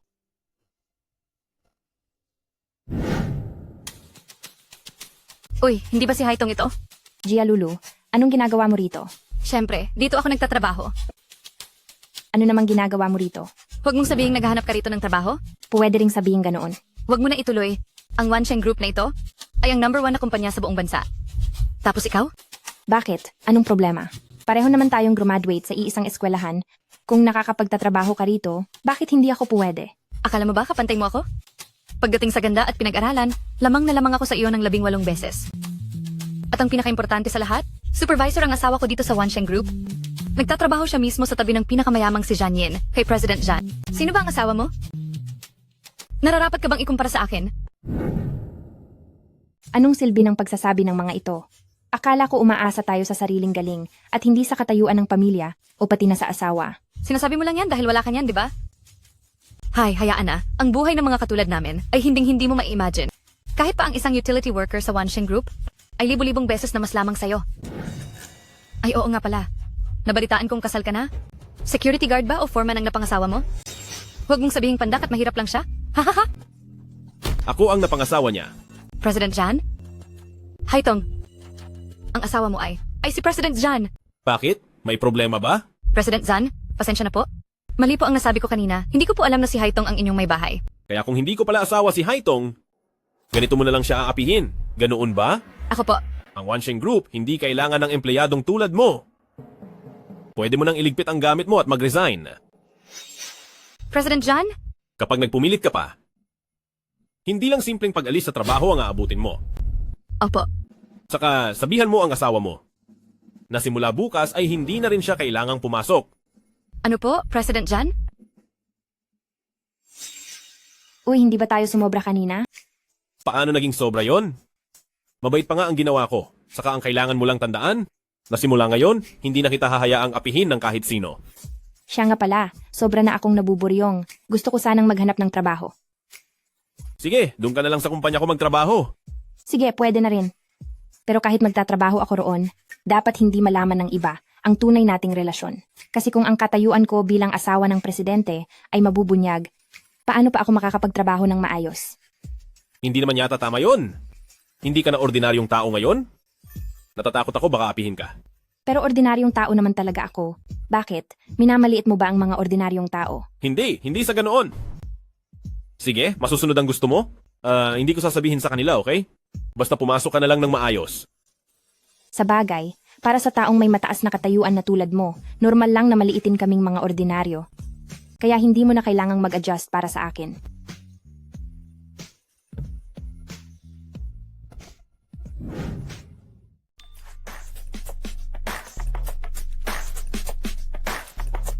Late si Haitong. Babawasan ang sahod mo ng $500. Kalahating oras na po akong maaga rito. Bakit babawasan pa rin ang pera ko? Pinapunta kita rito ng kalahating oras na maaga? Pero kalahating oras lang talaga ang aga mo? Ano pa bang dapat? Ang kumpanyang ito ay parang sarili nating tahanan, natural lang na pumasok ng maaga para itaguyod ito. Kung pinapapunta kita ng kalahating oras na maaga, dapat 1 oras ka ng maaga dumating. Iyan ang tinatawag na dedikasyon. Anong bahay ang sinasabi nyo? Kapag late akong nakauwi sa amin, hindi naman nababawasan ang pera ko. Anong ginagawa niyo rito?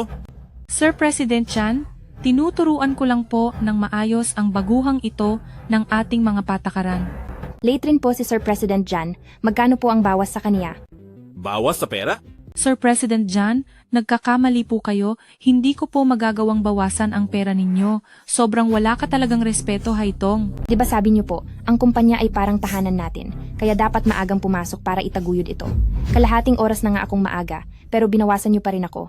Kaya si Sir President Jan bilang tatay ng tahanang ito, dapat ay hindi bababa sa 2 oras siyang maaga sa kumpanya para hindi niyo bawasan ang pera niya, hindi ba? Ikaw. Bakit parang wala akong natatandaan na may patakaran ng kumpanya na kailangang pumasok ang mga bago ng kalahating oras na maaga? Sir President Jan, ginagawa ko lang naman po ito para sa ikabubuti ng kumpanya natin. Hindi ko akalain na ganito pala kadedikado si Manager Liu sa ating kumpanya. Sige, kung ganoon ay pakiusap na si Manager Liu ay tuwing umaga dapat ay 1 oras at kalahating maaga na naririto para itaguyod ang kumpanyang ito. Ang ibang mga empleyado ay sa regular na oras na pumasok. Sir President Jan? O nga pala? Huwag mong kakalimutang mag-log in. Kapag late ka ng kahit 1 minuto, $1,000 ang bawas sa iyo. Sir Manager Liu, nasa inyo na po ang kinabukasan ng kumpanya namin.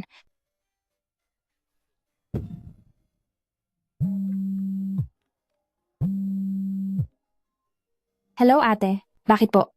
Siya, Otong. Paulit-ulit ko itong pinag-isipan. At parang masyadong naging madalian ang kasal mo. Hindi pa man lang nagkikita ang mga pamilya natin. Hindi ko tuloy alam kung ang asawa mo ba ay karapat-dapat pagkatiwalaan ng buhay mo.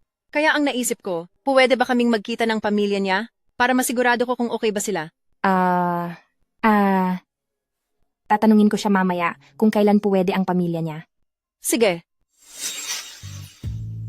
Hala, magkikita ang dalawang pamilya, hindi naman pwedeng suot ko lang ang ganitong damit? Bibili na muna ako ng bagong damit.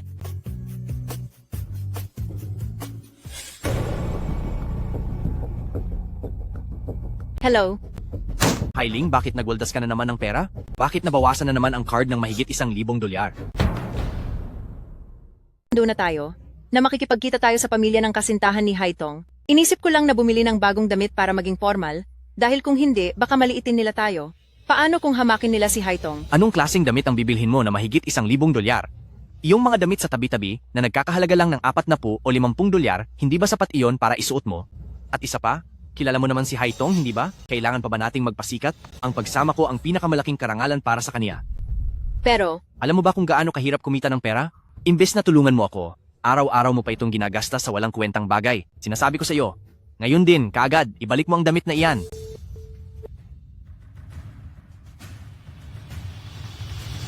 Manager Joe. Manager Zoe. Espesyal na hinugasan ng mga ubas na ito para sa iyo. Gusto mo bang tikman? Sige, patikim.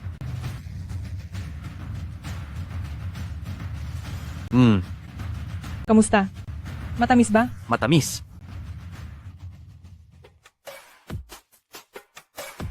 Hoy Manager Joe, may asawa ka na po. Sa sobrang kabaitan mo sa akin, ang asawa mo, hindi kaya magalit yon? Subukan lang niya. Lahat ng pangangailangan niya sa buhay, hindi ba ako ang nagbibigay? 3 taon na siya sa bahay pero hindi man lang kami magkaanak. Tapos maglalakas loob siyang pigilan ako? Kung ganoon pala na wala siyang silbi, bakit hindi ka pa makipaghiwalay sa kanya? Madaling sabihin niyan. Pero noong simula, ang mga binabayaran sa bahay at sasakyan, kasama ko si Hailing na nagbabayad noon. Kapag naghiwalay kami, tiyak na makukuha niya ang kalahati ng mga ari-arian. Maliban na lang kung wala siyang makukuha kahit ano, kung hindi ay masasayang lang ang libreng katulong ko sa bahay. Bakit hindi ka na nakasagot? Mas mahal mo ba siya? Ano ka ba? Pinahahalagahan ko lang ang pinagsamahan namin noon at nag-iisip lang kung paano ito sasabihin ng maayos. Huwag kang mag-alala, syempre mas gusto kita. Sino ang may gusto sa pag-ibig mo? Ang gusto ko ay ang posisyon ni Mrs. Joe. Na ba talaga itong ibalik? Paano kung dahil sa ayos ko, ay hamakin nila si Haitong?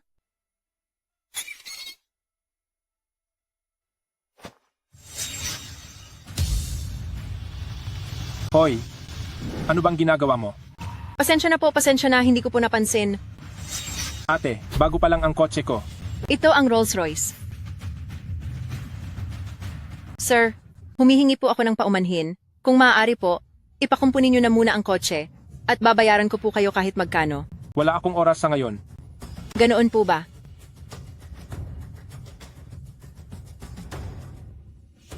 Kung ganoon po, sir. Ito po ang numero ng telepono ko. Kapag po naipakumpunin niyo na ang kotse niyo, tawagan niyo lang ako at babayaran ko po ang lahat ng gastusin. Numero ng telepono?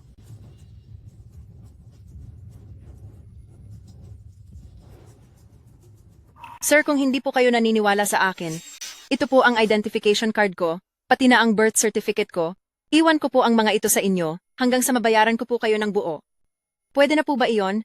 Mukhang seryoso naman ang babaeng ito. O sige, mag-uusap na lang tayo sa susunod. Sige na, umalis ka na. Salamat po, sir.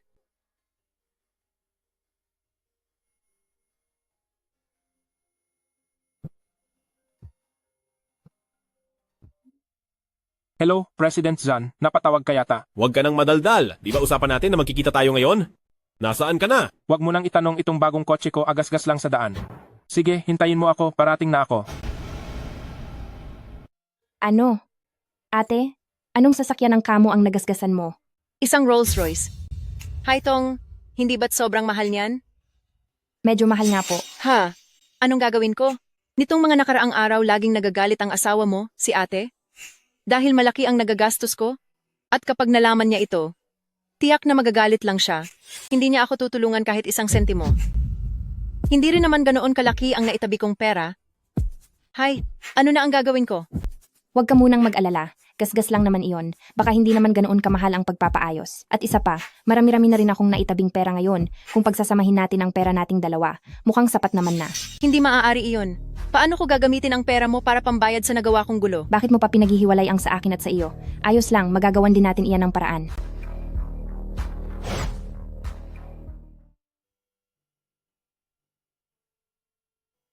Ginoong Jan, gabing-gabi na. Bakit hindi ka pa natutulog? Hinihintay kita. Hinihintay ako? Bakit mo ako hinihintay? Ang ibig kong sabihin, hinihintay kita para kumain ng merienda sa gabi. Salamat po, Ginoong Jan. Pero wala ako sa mood ngayon. Kumain ka na lang mag-isa, magpapahinga na po muna ako. Haitong, may nangyari ba? Ako ang legal mong asawa ngayon, may karapatan akong malaman ang lahat ng tungkol sa iyo at harapin ang anumang problema kasama ka. Hay, wala naman talagang malaking problema. Ang kaso lang ay si ate. Nakagasgas siya ng isang Rolls Royce ngayong araw at kailangang magbayad ng danyos. Baka wala kaming ganoon kalaking pera. Rolls Royce? Anong kulay? Kulay itim, mukhang isang limited edition pa na modelo. Bukod sa sasakyan ko, mukhang kay Lu Dongming na sasakyan ang tinutukoy mo. Huwag ka nang mag-alala tungkol sa bagay na ito. Ako na ang bahalang umayos nito. Arion, kahit pa ikaw ang pinakamayamang tao sa lungsod ng Jiang, pero pera mo pa rin yon? Hindi ko hahayaang ikaw ang magbayad para sa akin. Mag-asawa tayo? Dapat tayong magtulungan sa hirap at ginhawa. Pero hindi naman tayo totoong mag-asawa. Pagkatapos ng isang taon, magkakanya-kanya na tayo.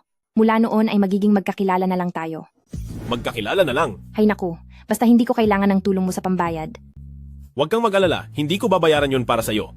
Ang kotseng nabunggo ng ate mo, sa tingin ko ay sa kaibigan ko yon. Marami siyang mamahaling sasakyan, at may sarili rin siyang pagawaan. Siguradong hindi iyon magastos. Itatanong ko muna para sa iyo, para makapaghanda ka ng maaga. Talaga po? Salamat po, Ginoong Zan. Walang anuman.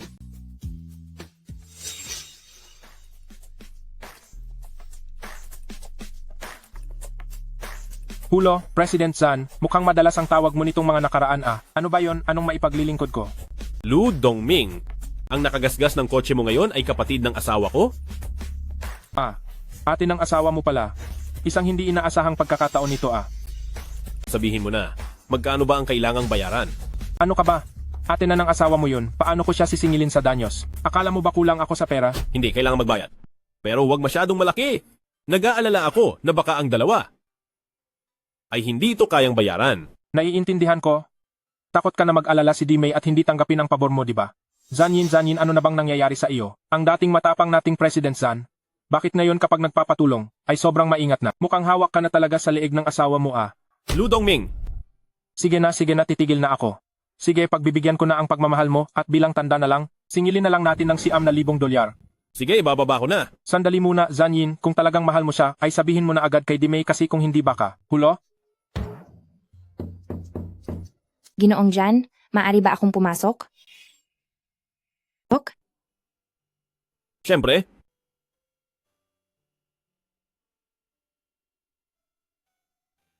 Hindi mo kailangang mahiya. Bahay mo na rin ito ngayon. Pumunta ka lang kung saan mo gusto. Hindi mo na kailangan ng pahintulot ko. Sige. Siya nga pala, tinanong mo na ba ang kaibigan mo? Oo, nagtanong na ako. Sabi niya, mga $9,000 daw ang bayad. $9,000. $9,000 lang ba talaga? Pero Rolls Royce yon, akala ko aabot ng mahigit $100,000. May sarili silang talyer, kaya hindi gaanong mahal ang gagastusin. Naku, mabuti naman, para hindi na kami mag-alala ng ate ko. Nga pala, Ginoong Zan, may gusto sana akong sabihin sa'yo tungkol ito sa ate ko. Umaasa kasi siya na magkikita ang pamilya nating dalawa para makilala ang isa't isa. Okay lang ba sa'yo? Nararapat lang naman iyon.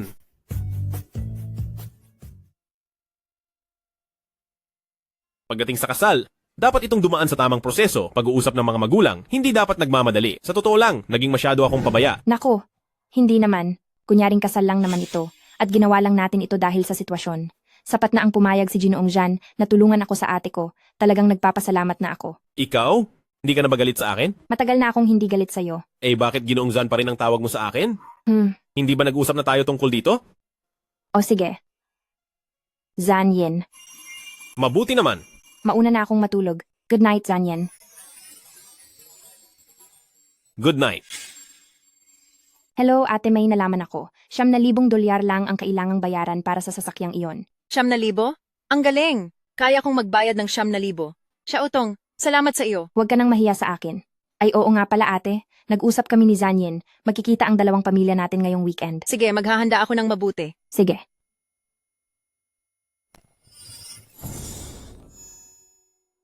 Anong ginagawa mo? Hindi ba bibisita tayo sa ate mo? Kaya natural lang na magbihis ako ng formal. Gwapo ka naman talaga, pero hindi naman kailangang sobrang formal. Ordinaryong tao lang ang ate ko at ang asawa niya. Hindi sila tulad ng mga malalaking negosyanteng kinakausap mo. Sige, magpapalit ako ng suit na hindi masyadong madilim ang kulay. Hindi naman kailangang mag-suit, di ba? Hindi ba nagkasundo na tayo na itatago natin ang tunay mong pagkakakilanlan sa harap ng ate ko? Dapat ay mukha kang ordinaryong tao lang. Sino namang ordinaryong tao ang magsusuot ng suit habang kumakain kasama ang pamilya? Pero puro suit lang ang damit ko sa bahay. Kung ganoon, bumili tayo ng bago. Tara, umalis na tayo ngayon din. Teka lang.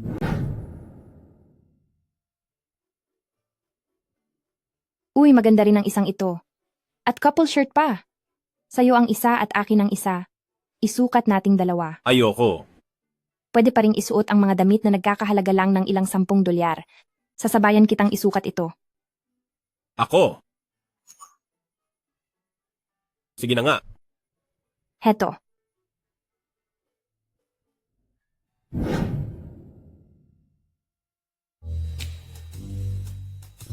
Gwapo, ang ganda ng suot mong damit. Bakit hindi mo na lang ito bilhin? Masyadong magaslaw ang tela? Ayoko nito.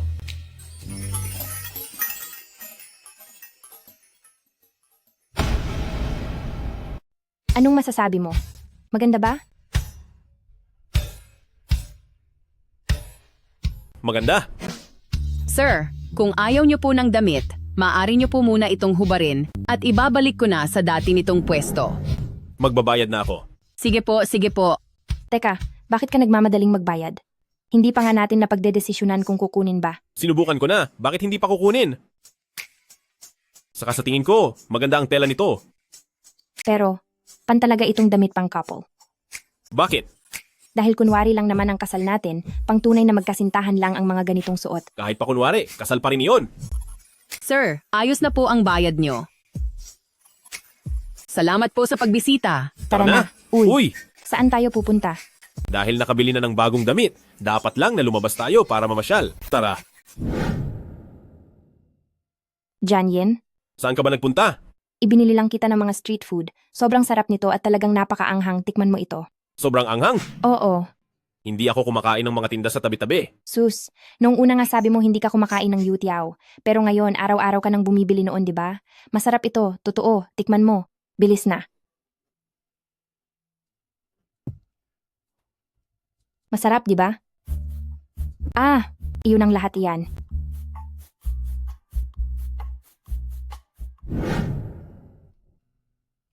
Ano, kapagod naman. Ang tagal nating namasyal. Siguro gutom ka na o order na ako ng pagkain. Lagot. Ay nako, plano ko sanang bumili ng mga indoor plant para i-decorate ang bahay, pero siguradong huli na para bumili ngayon. Gusto ko pa naman ipakita ito kay ate bukas. Ayos lang yan. Ako nang bahala. Secretary Song, padalhan mo ako ng mga indoor plant dito? Mas maganda kung iyong mga bihira. Wow, napakaganda naman nito. Ang galing mo talaga, Janyen. Basta gusto mo. Gusto ko. Gustong-gusto ko talaga. Pero, itong ganito kalalaking halaman, sigurado akong mahal to, di ba? Magkano ba ang mga ito? Maghatian na lang tayo? Huwag na tayong magturuan na parang ibang tao. Naku, hindi naman sa ganoon. Ito ang nararapat kong gawin. Kasi fake marriage lang naman ito. Pero bilang isang boss, paniguradong hindi mo rin alam ang presyo nito. Itatanong ko na lang kay Secretary Song bukas. Sige, matutulog na muna ako. Ha? Bakit? Ang labi ko, bakit namamag ng ganito? Hala, Janyen, bakit pati ang labi mo namamag din ng ganyan? Kumain tayo ng sobrang anghang kahapon. Natural lang na mamaga iyan, di ba? Tsaka kaunti lang naman ang pamamaga, wala yan. Hindi pwede yan. Ngayon ang mahalagang araw para sa pagkikita ng ating mga magulang. Kung mapansin nila na parehong namamaga ang ating mga labi, paano kung pag-isipan tayo ng masama? Ano namang iisipin nila? Siyempre, iyong ano. Maling akala. Akala ba nila ay may ganoon tayong relasyon?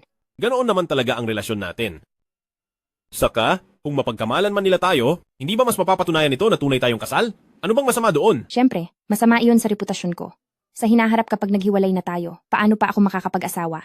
Hindi pwede, hindi pwede. Kailangan ko nang maglagay ng gamot sa pamamaga. Tama. Gusto mo pang mag-asawa ulit? Asa ka pa.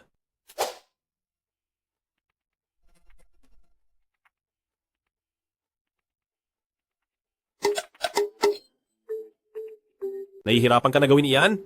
Tutulungan na kita. Sige, pahiran mo na. Naku! Nabasag ang gamot.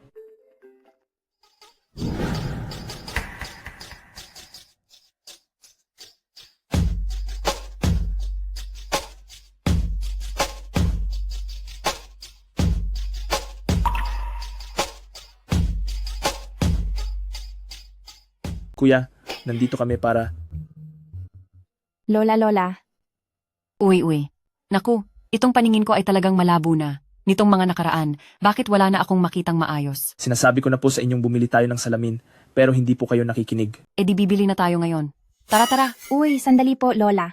Hindi po ganoon iyon. Patay, tapos na. Sira na ang dangal ko. Ako ang nakababatang kapatid ni Zan Yin. Ang pangalan ko ay Zan Yichen. Kumusta? Ang ganda talaga ng genes ng pamilyang Zan family. Bawat isa sa inyo ay puro gwapo. Magaling talagang magpasaya si Hipag. Hindi nakapagtatakang napapaniwala mo ang kuya ko sa lahat ng gusto mo. Ha? Ano na, Xiaoyin? Gusto mo pa rin bang makipaghiwalay kay Haitong? Hindi ba tuluyan ka nang nahulog kay Haitong? Pag-iisipan ko muna ng ilang panahon. Titingnan ko lang kung anong sinasabi ni Zhan Yichen sa kaniya.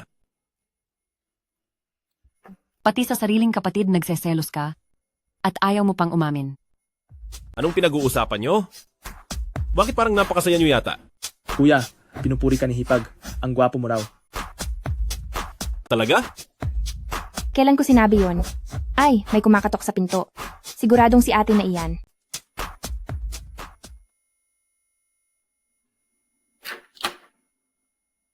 Ate, kuya, pasok kayo dali. Kanina pa ba kayo naghihintay? Hindi naman pala gaanong malaki ang bahay na ito. Kumusta po kayo, ate, kuya? Siya na ba ang... Ate, siya po si Zhan Yin. Ang gwapo naman pala ng bayaw ko. Haitong, ang galing mo talagang pumili. Ate naman. Huwag na tayong tumayo lang dito. Handa na ang pagkain. Halina't kumain na tayo. Tara. May pa, halina pa.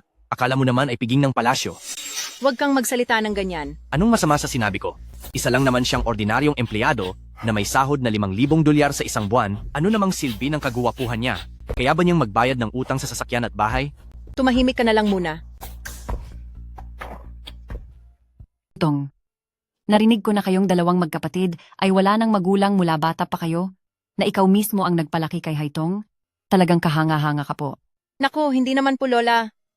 Mula bata pa ay mabait na si Haitong, kaya hindi rin ako nahirapan. Tama po iyon.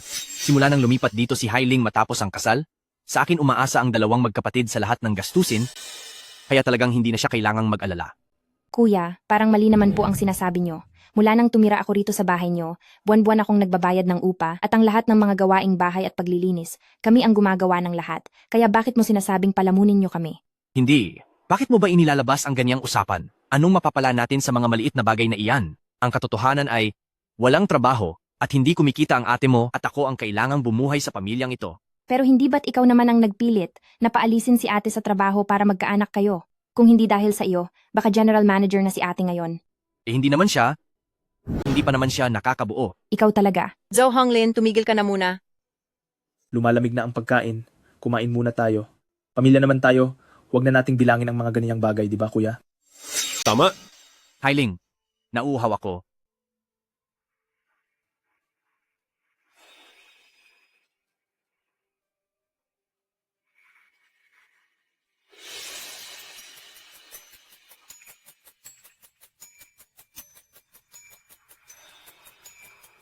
Ang init nito.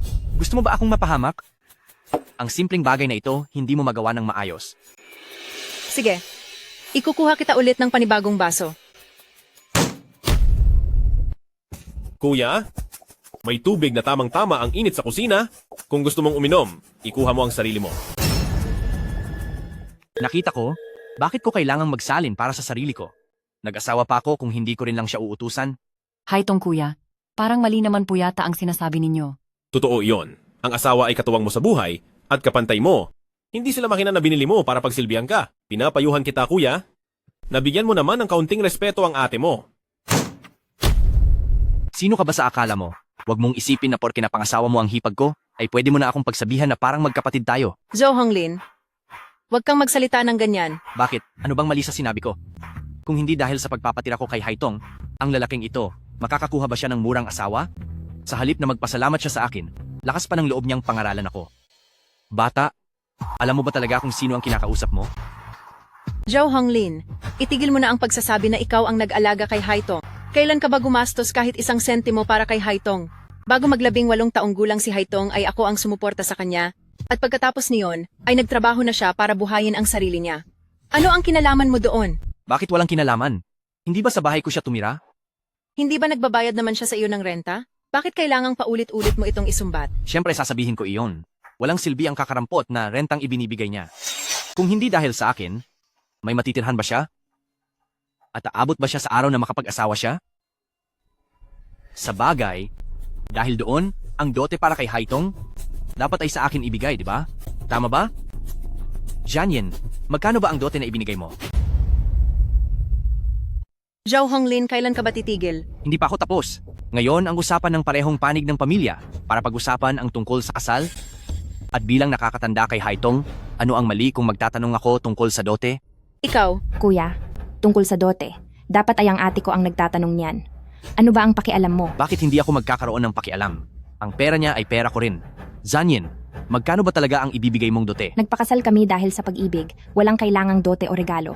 Pagkatapos ng mahabang usapan dito, wala palang ibibigay kahit isang kusing? Akala ko pa naman ang halaga ni Haitong ay aabot ng 80 hanggang 100,000 dolyar pero wala pala siyang kahit anong halaga. Kuya, hindi na po maganda ang pananalita nyo? Sige na, ikaw na ang magaling magsalita pero wala ka namang ginagawang tama. Sige na, dahil nandito na ang parehong pamilya, kailan nyo ibibigay ang dote? Gustong kumuha ng asawa ng libre? Walang ganun kadaling bagay. Magkano ba ang gusto mo? Zanyen, wag mo siyang pakinggan. Ilang taong tumira sa bahay namin si Haitong, binigyan namin siya ng lahat ng magagandang bagay, kaya naman dapat ang halaga niya ay 500,000 dolyar. Yichen, ilabas ang check. Sige po, Lola. Lola, Haitong, huwag kang mag-alala. Hindi makakalimot ang Zan family sa tamang respeto. Hindi ko hahayaang maging katawa-tawa ka sa paningin ng iba. Huwag kang mag-alala. Ito ang check na nagkakahalaga ng 500,000 dolyar. Ito ang dote na ibibigay ng pamilyang Zhan family. Ito ang dote mula sa pamilya ng Zhan family. Zhou Honglin, talagang kukunin mo iyan? Wala ka na ba talagang kahihiyan? Akin na nga iyan. Nararapat lang ito para sa akin, kaya bakit hindi ko tatanggapin? Wow, 500,000 dolyar nga. Mukhang napakayaman pala ng Zhan family. Ikaw? Magaling pumili ang aking hipag. Dahil tinanggap na ni brother-in-law ang dote, pupwede na ba siyang manahimik at kumain?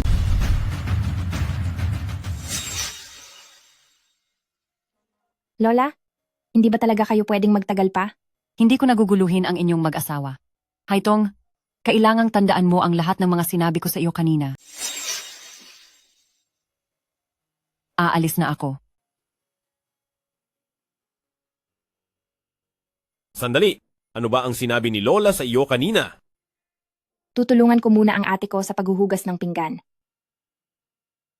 Ate, tulungan na kita. Xiaotong, pasensya ka na po. Napahiya pa kayo dahil sa akin. Naku ate, ano ka ba naman? Dahil lang iyon kay Zhou Honglin. Sige na, pabayaan mo na. Hindi ko naman iniisip ang tungkol doon. Mas mabuti ngang makita ng pamilya ni Zanyen kung anong klaseng tao ba talaga si Zhou Honglin. Oo nga pala ate, hindi ba nasa iyo ang card ko na may laman na 500,000 dolyar? Pwede ko na bang bawiin iyon? Ha. Brother-in-law, kung hindi ka naman busy, sumama ka sa akin sa kusina at tulungan natin ang iyong asawa at si Haitong. Tutulong? Para saan? Gawain lamang ng mga babae ang mga ganyang bagay. Ay iyan. Hoy, bayaw. Upo ka muna. Ang galing mo, bayaw. May dala ka agad na tseke na nagkakahalaga ng 500,000 dolyar Parang ang laki ng yaman mo, ah? Nakuha mo na ba ang bayad sa lumang bahay? Huwag kang magmadali. Maupo ka muna. Bayaw, ngayong pamilya na tayo, bibigyan kita ng babala. Itong si Haitong, hindi siya simpleng babae lang, kaya huwag kang masyadong mahulog sa kanya. Anong ibig mong sabihin? Hindi pa ba malinaw ang sinasabi ko? Tingnan mo silang dalawa. Tingnan mo ng mabuti. Bukod sa magandang mukha, ano pa ang meron siya? Ako, isa akong manager sa kumpanya at kumikita ako ng daan-daang libong dolyar taon-taon. Noong pinakasalan ako ni Hailing, swerte niya lang sa akin. Ngayon, nakuha ka ni Haitong? Anong ibig sabihin yan? Ibig sabihin, ang magkapatid na iyan ay naghahanap lang ng mayayaman na lalaki. Iyang si Haitong, kunwari ay hindi interesado sa pera, pero ang totoo, marami siyang lihim na balak. Alam ko kung anong klaseng tao si Haitong. Huwag mo kaming subukang pag-awayin. Kapag nagsisi ka sa huli, huwag mong sabihing hindi kita binabalaan. Hay, nakakapagod ang araw na ito. Kung pagod ka, huwag ka munang pumasok bukas. Magpahinga ka muna ng mabuti. Hindi naman pwede iyon. Ah, sige. Ito pala ang regalo ko sa iyo. Regalo? Oo. Salamat, dahil hindi mo ako hinayaang mapahiya sa harap ng bayaw ko. Kayong mga mayayaman, napakagalante nyo talaga. Kayang-kaya nyo tumahimik ang ibang tao gamit ang pera. Oo nga pala. Anong sinabi sa iyo ni Lola kanina? Sabi ni Lola sa akin, dapat daw ay maging agresibo ako. Sunggaban ka, hubaran ka, at pagkatapos ay mahalin ka. Bilis-bilisan ko raw nabigyan siya ng mga apo. Bawat isang bata ay bibigyan niya ako ng isang gusali. At kapag marami akong naging anak, ibibigay niya sa akin ang lahat ng kanyang mamanahin. At paano mo iyon tinanggihan? Tumanggi? Bakit naman ako tatanggi? Hindi ba't para itong hulog ng langit na pagkakataon? Ay nako, ang buong mamanahin mula kay Lola. Gaano kaya kalaki iyon? Itong si Haitong, mukhang walang pakialam sa yaman, pero sa totoo lang ay madiskarte at maraming balak. Anong nangyari sa kanya? Nagagalit ba siya?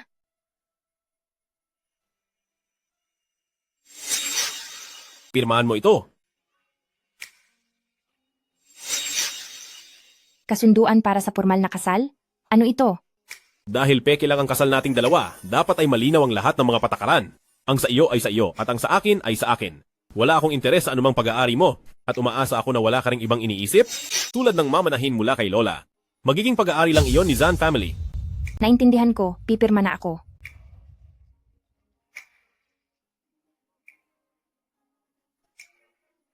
Ayan, pirmado na. Ikaw, hindi ka man lang ba nag-alinlangan? Bakit naman ako mag-aalinlangan? Zanyin, alam ko kung anong iniisip mo. Sabi ko sa'yo kanina, na nagpalungkot sa iyo, tama? Hindi ko po pinag-iinteresan ang bahay ni Lola, at wala rin akong pakialam sa kanyang magiging pamana. Dahil sa tingin ko, ang halaga nating mga babae ay hindi lang dapat nasusukat sa pagkakaroon ng anak. Basta't magsisikap ako, lahat ng mga sinasabi ni Lola, balang araw ay makukuha ko rin ng mag-isa. Kaya naman, sa mga pag-aari ng pamilya Zan family, ay wala akong kahit katiting na interes. Ako. Ang dahilan kung bakit hindi ko tinanggihan si Lola, ay dahil pakiramdam ko hindi na kailangan. Pagkatapos ng lahat, ang pagsang-ayon sa gusto ng matanda ay magpapasaya sa kanya ng husto. Tungkol naman sa mga sinabi ko sa iyo kanina, biro lang po iyon. Akala ko kasi tayong dalawa ay sapat na ang pagkakakilala at pagkakaintindihan sa isa't isa, kaya naman naglakas loob akong magbiro sa iyo ng ganoon. Hindi ko inaasahan na, sa isip mo, ako pa rin ang masamang taong iyon na naghahangad lang sa yaman ng mga Jan family. Hindi ba? Haitong, ako? Huwag kang mag-alala.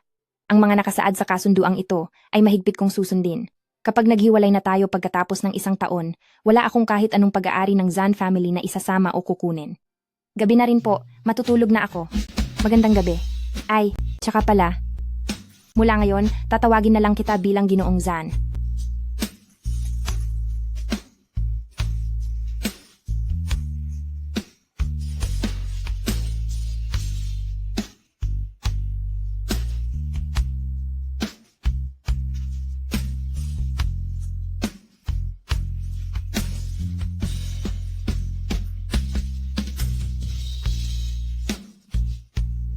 Salamat sa pagtulong mo sa akin kanina. Pero dahil napagkasunduan nating hindi ito tunay na kasal, ay hindi ko pwedeng abusuhin ang kabaitan mo. May 2 card sa loob nito. Ang isa ay may 500,000 dolyar. Bayad iyan sa dowry na ibinigay mo sa bayaw ko ngayon. Ang isa naman ay may 3,000, 720 dolyar. Pambayad naman iyan sa binili mong mga halaman para sa akin. Salamat na lang sa iyo.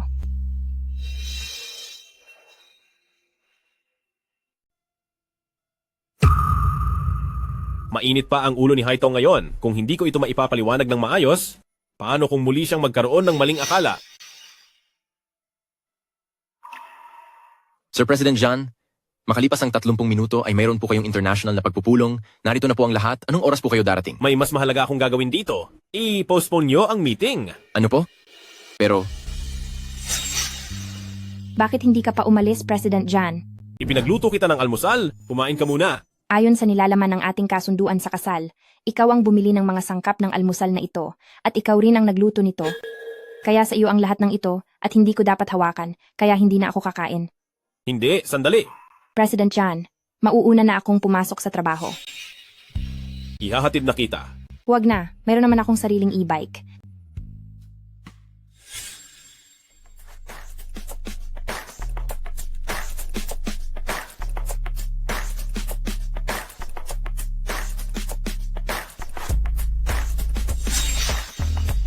Ipapagawa ko na lang iyan sa iba.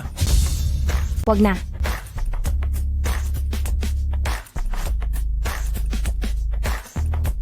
Hoy, Ate Haitong, anong ginagawa mo rito? Ate Haitong, bakit ka narito? Ni Ansheng. Naku, papunta na sana ako sa trabaho, pero nasira ang dekuryenteng motor ko. Tamang-tama pala, sabay na tayong pumunta. Ate Haitong? Talaga po? Salamat po, ni Ansheng. Pwede rin naman kitang ihatid. Huwag na lang po, hindi ito pasok sa mga alituntunin ng ating kontrata.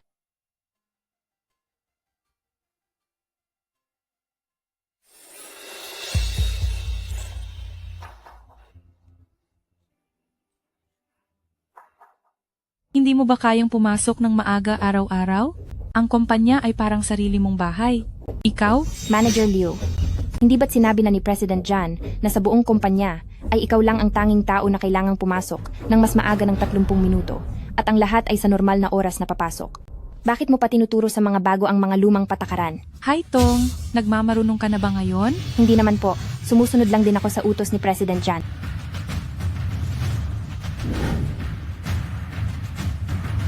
Ate Haitong, salamat sa iyo. Walang anuman.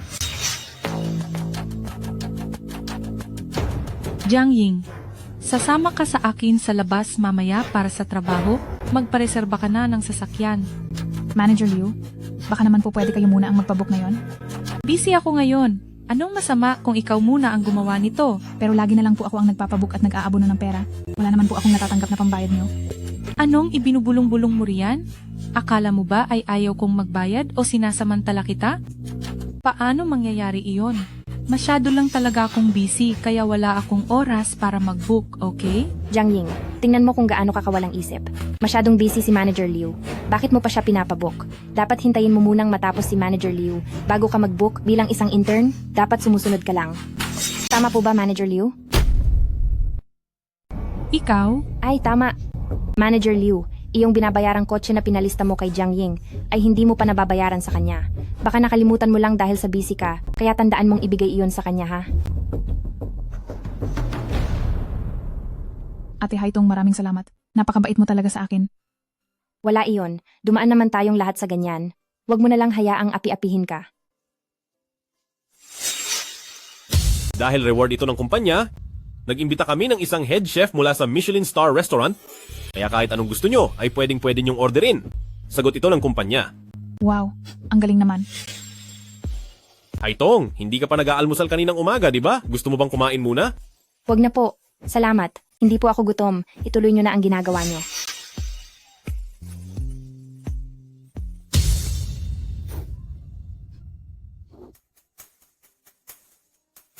Anong problema? Ate Haitong, sabi ni Manager Liu, kailangang sumama ako kay Boss Jiang para kumain at pag-usapan ang proyekto. Pero alam ng lahat sa industriya natin na sobrang bastos at mahilig sa babae si Boss Jiang. Natatakot po ako. Kay Boss Jiang? Itong si Manager Liu, bakit niya hahayaang ang isang intern na wala pang karanasan ang humawak sa proyekto ni Boss Jiang? Siguradong ayaw niya sa akin kaya sinasadya niya akong pahirapan. Ate Haitong, anong dapat kong gawin? Natatakot talaga ako.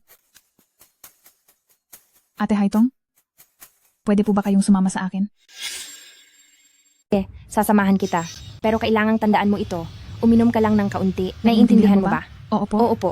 Ayaw ko rin namang umuwi para harapin si Jan Yin. Gagamitin ko ang pagkakataong ito para makatakas muna.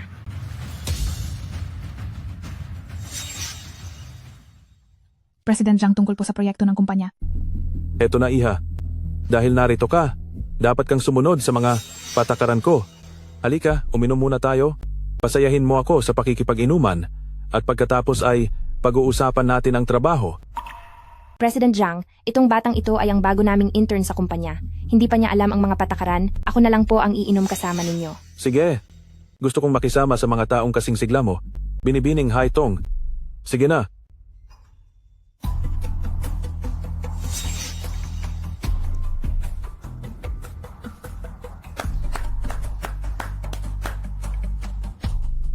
President Zhang, heto at uminom na tayo. Maaari na po ba nating pirmahan ang kontrata? Huwag kang magmadali. Itodo muna natin ang inuman bago natin pag-usapan. Yan. Halika. Haitong, nagkamali uli ako ng hinala sa iyo nitong mga nakaraang araw. Patawad at ipinapangako ko sa iyo na hindi na ito mauulit sa susunod. Gusto kong magpakasal talaga sa iyo, papayag ka ba? Sa tono ko ba ngayon? Mas seryoso ba ako kaysa noong nakaraang mga beses? Paano kung matakot ko siya at bigla siyang lumayo?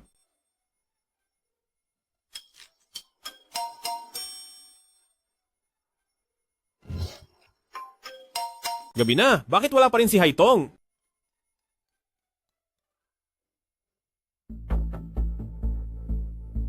Nag-overtime pa rin ba si Haitong? Hindi po. Ang madam po at ang bagong intern ay sabay na pumunta para makipag-usap sa kooperasyon kay President Zhang. Kay President Zhang?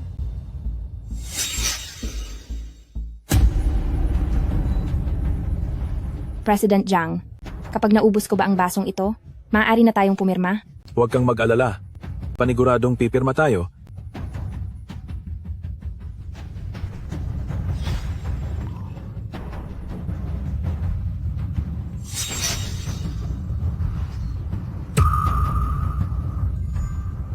Miss Haitong, huling baso na. At pipirmahan na natin ang kontrata pagkatapos uminom. Sige.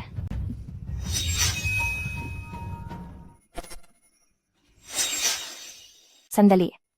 Bakit ang weird ng lasa ng alak na ito?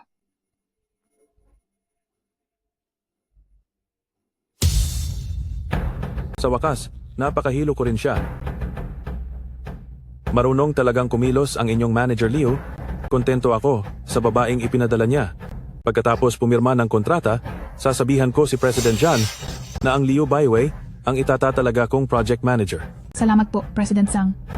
Magandang dilag. Tara na at magpahinga.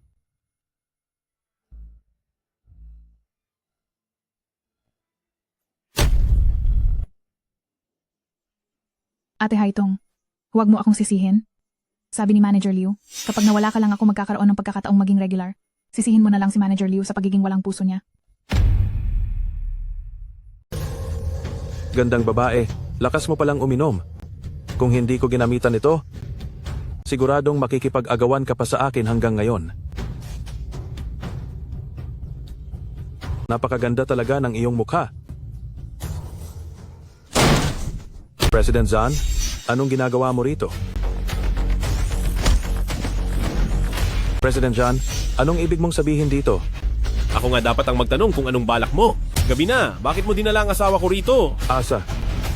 Asawa mo po siya? Sinasabi ko sa iyo, kung gusto ko, kaya kong bilhin ang pamilya Zhang sa isang iglap o kaya naman ay pabagsakin ito agad. President Zhang, patawad po, mali ako. President Zhang, patawarin niyo po ako. Dahil ito sa inyong manager Liu, kagagawan niya ito. Siya, ibinigay niya ang babae sa akin. Wala po akong alam. President Zhang. Parusahan niyo ang taong iyan. Opo, President Zhang.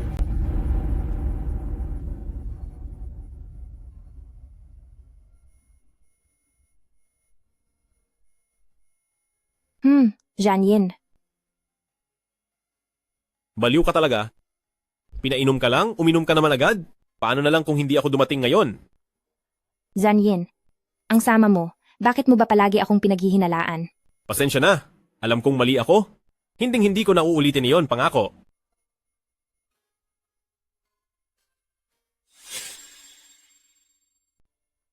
Nako. Aray, ang sakit ng ulo ko. Ha? Bakit nasa bahay na ako? Hindi ba't nakipag-inuman ako kay President Jiang?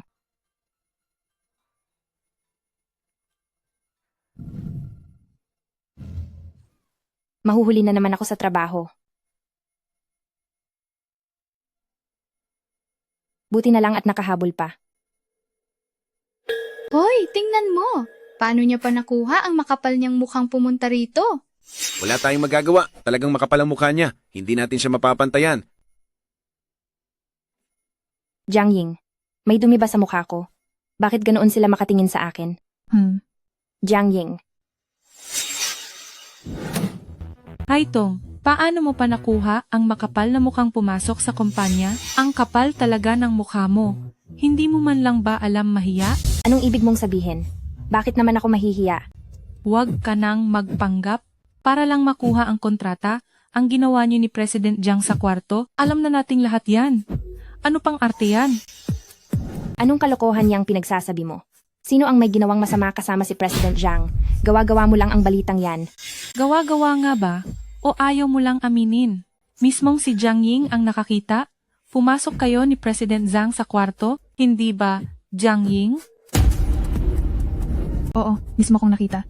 Ate Haitong, hindi ko akalain na ganyang kapalang klase ng tao. Jiang Ying, malinaw na sinabi mo sa akin kahapon na natatakot ka at nagpasama ka sa akin. Paano mo ito nagagawa? May nakakita na sa iyo? Ano pa ang idinadahilan mo? Hindi ko aakalain na ang ating Wansheng ay may empleyadong walang hiya gaya mo. Isa itong kahihiyan sa Wansheng. Para sa akin, ang mga babaeng gaya mo ay dapat nang umalis sa Wansheng. Hindi ba guys? Oo, kapag kumalat ito, baka masira ang pangalan ng Wansheng. Haitong, mabuti pang magbitiw ka na lang. Umalis ka na sa Wansheng. Ayoko nang makatrabaho ang ganyang klaseng babae. Tama.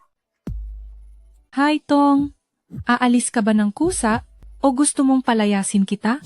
Nang pilit? Ikaw dapat ang pinalalayas. President Jiang. Napiya ka ba? President Jiang, masama po ang intensyon ni Haitong. Para lang sa isang kontrata, handa niyang gamitin ang kanyang sariling katawan, ang taong tulad niya ay hindi karapat-dapat sa Wansheng. Tingin ko, ikaw ang may masamang intensyon dito. Dalhin niyo sila sa loob. Opo.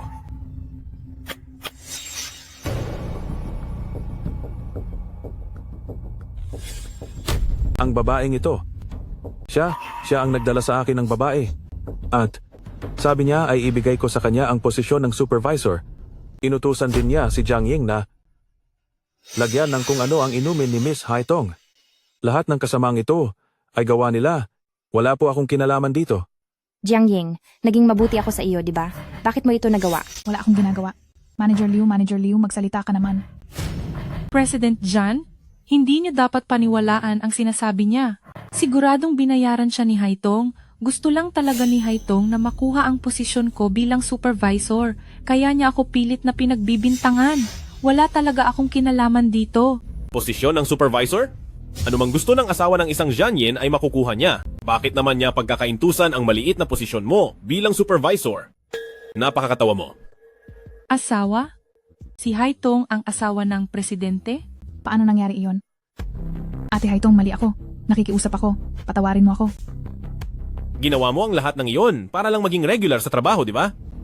Opo, President Jiang, nawala po ako sa sarili. Hindi ko na po uulitin. Wala nang susunod pa. Hindi lang sa hindi ka magiging regular, pati sa lahat ng sangay ng Wansheng at sa lahat ng kumpanya ng lungsod ng Jiang. Wala nang tatanggap sa iyo.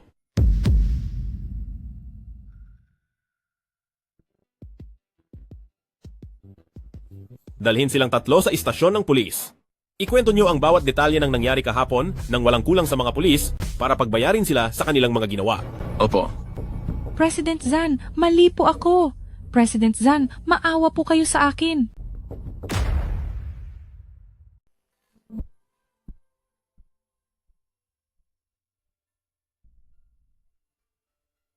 Ayos ka lang ba?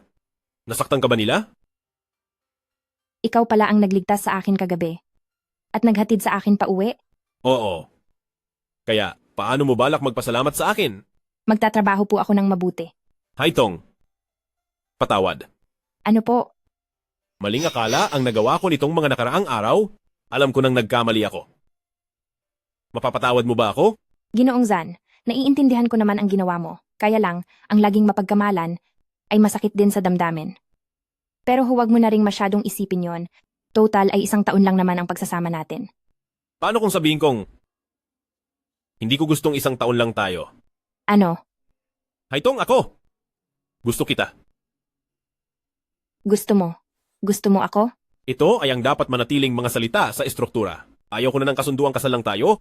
Ayaw ko ring tumagal lang tayo ng 1 taon. Gusto kong makasama ka habang buhay. Gusto mo rin ba ako? Hindi ko alam kung ano ang pakiramdam ng gusto ang isang tao, pero Ginoong Jan, pwede mo ba akong bigyan ng oras para mag-isip? Sige, marami pa naman tayong panahon. Maaari kang mag-isip ng dahan-dahan. Ipag-drive kita para kumain. Sige po.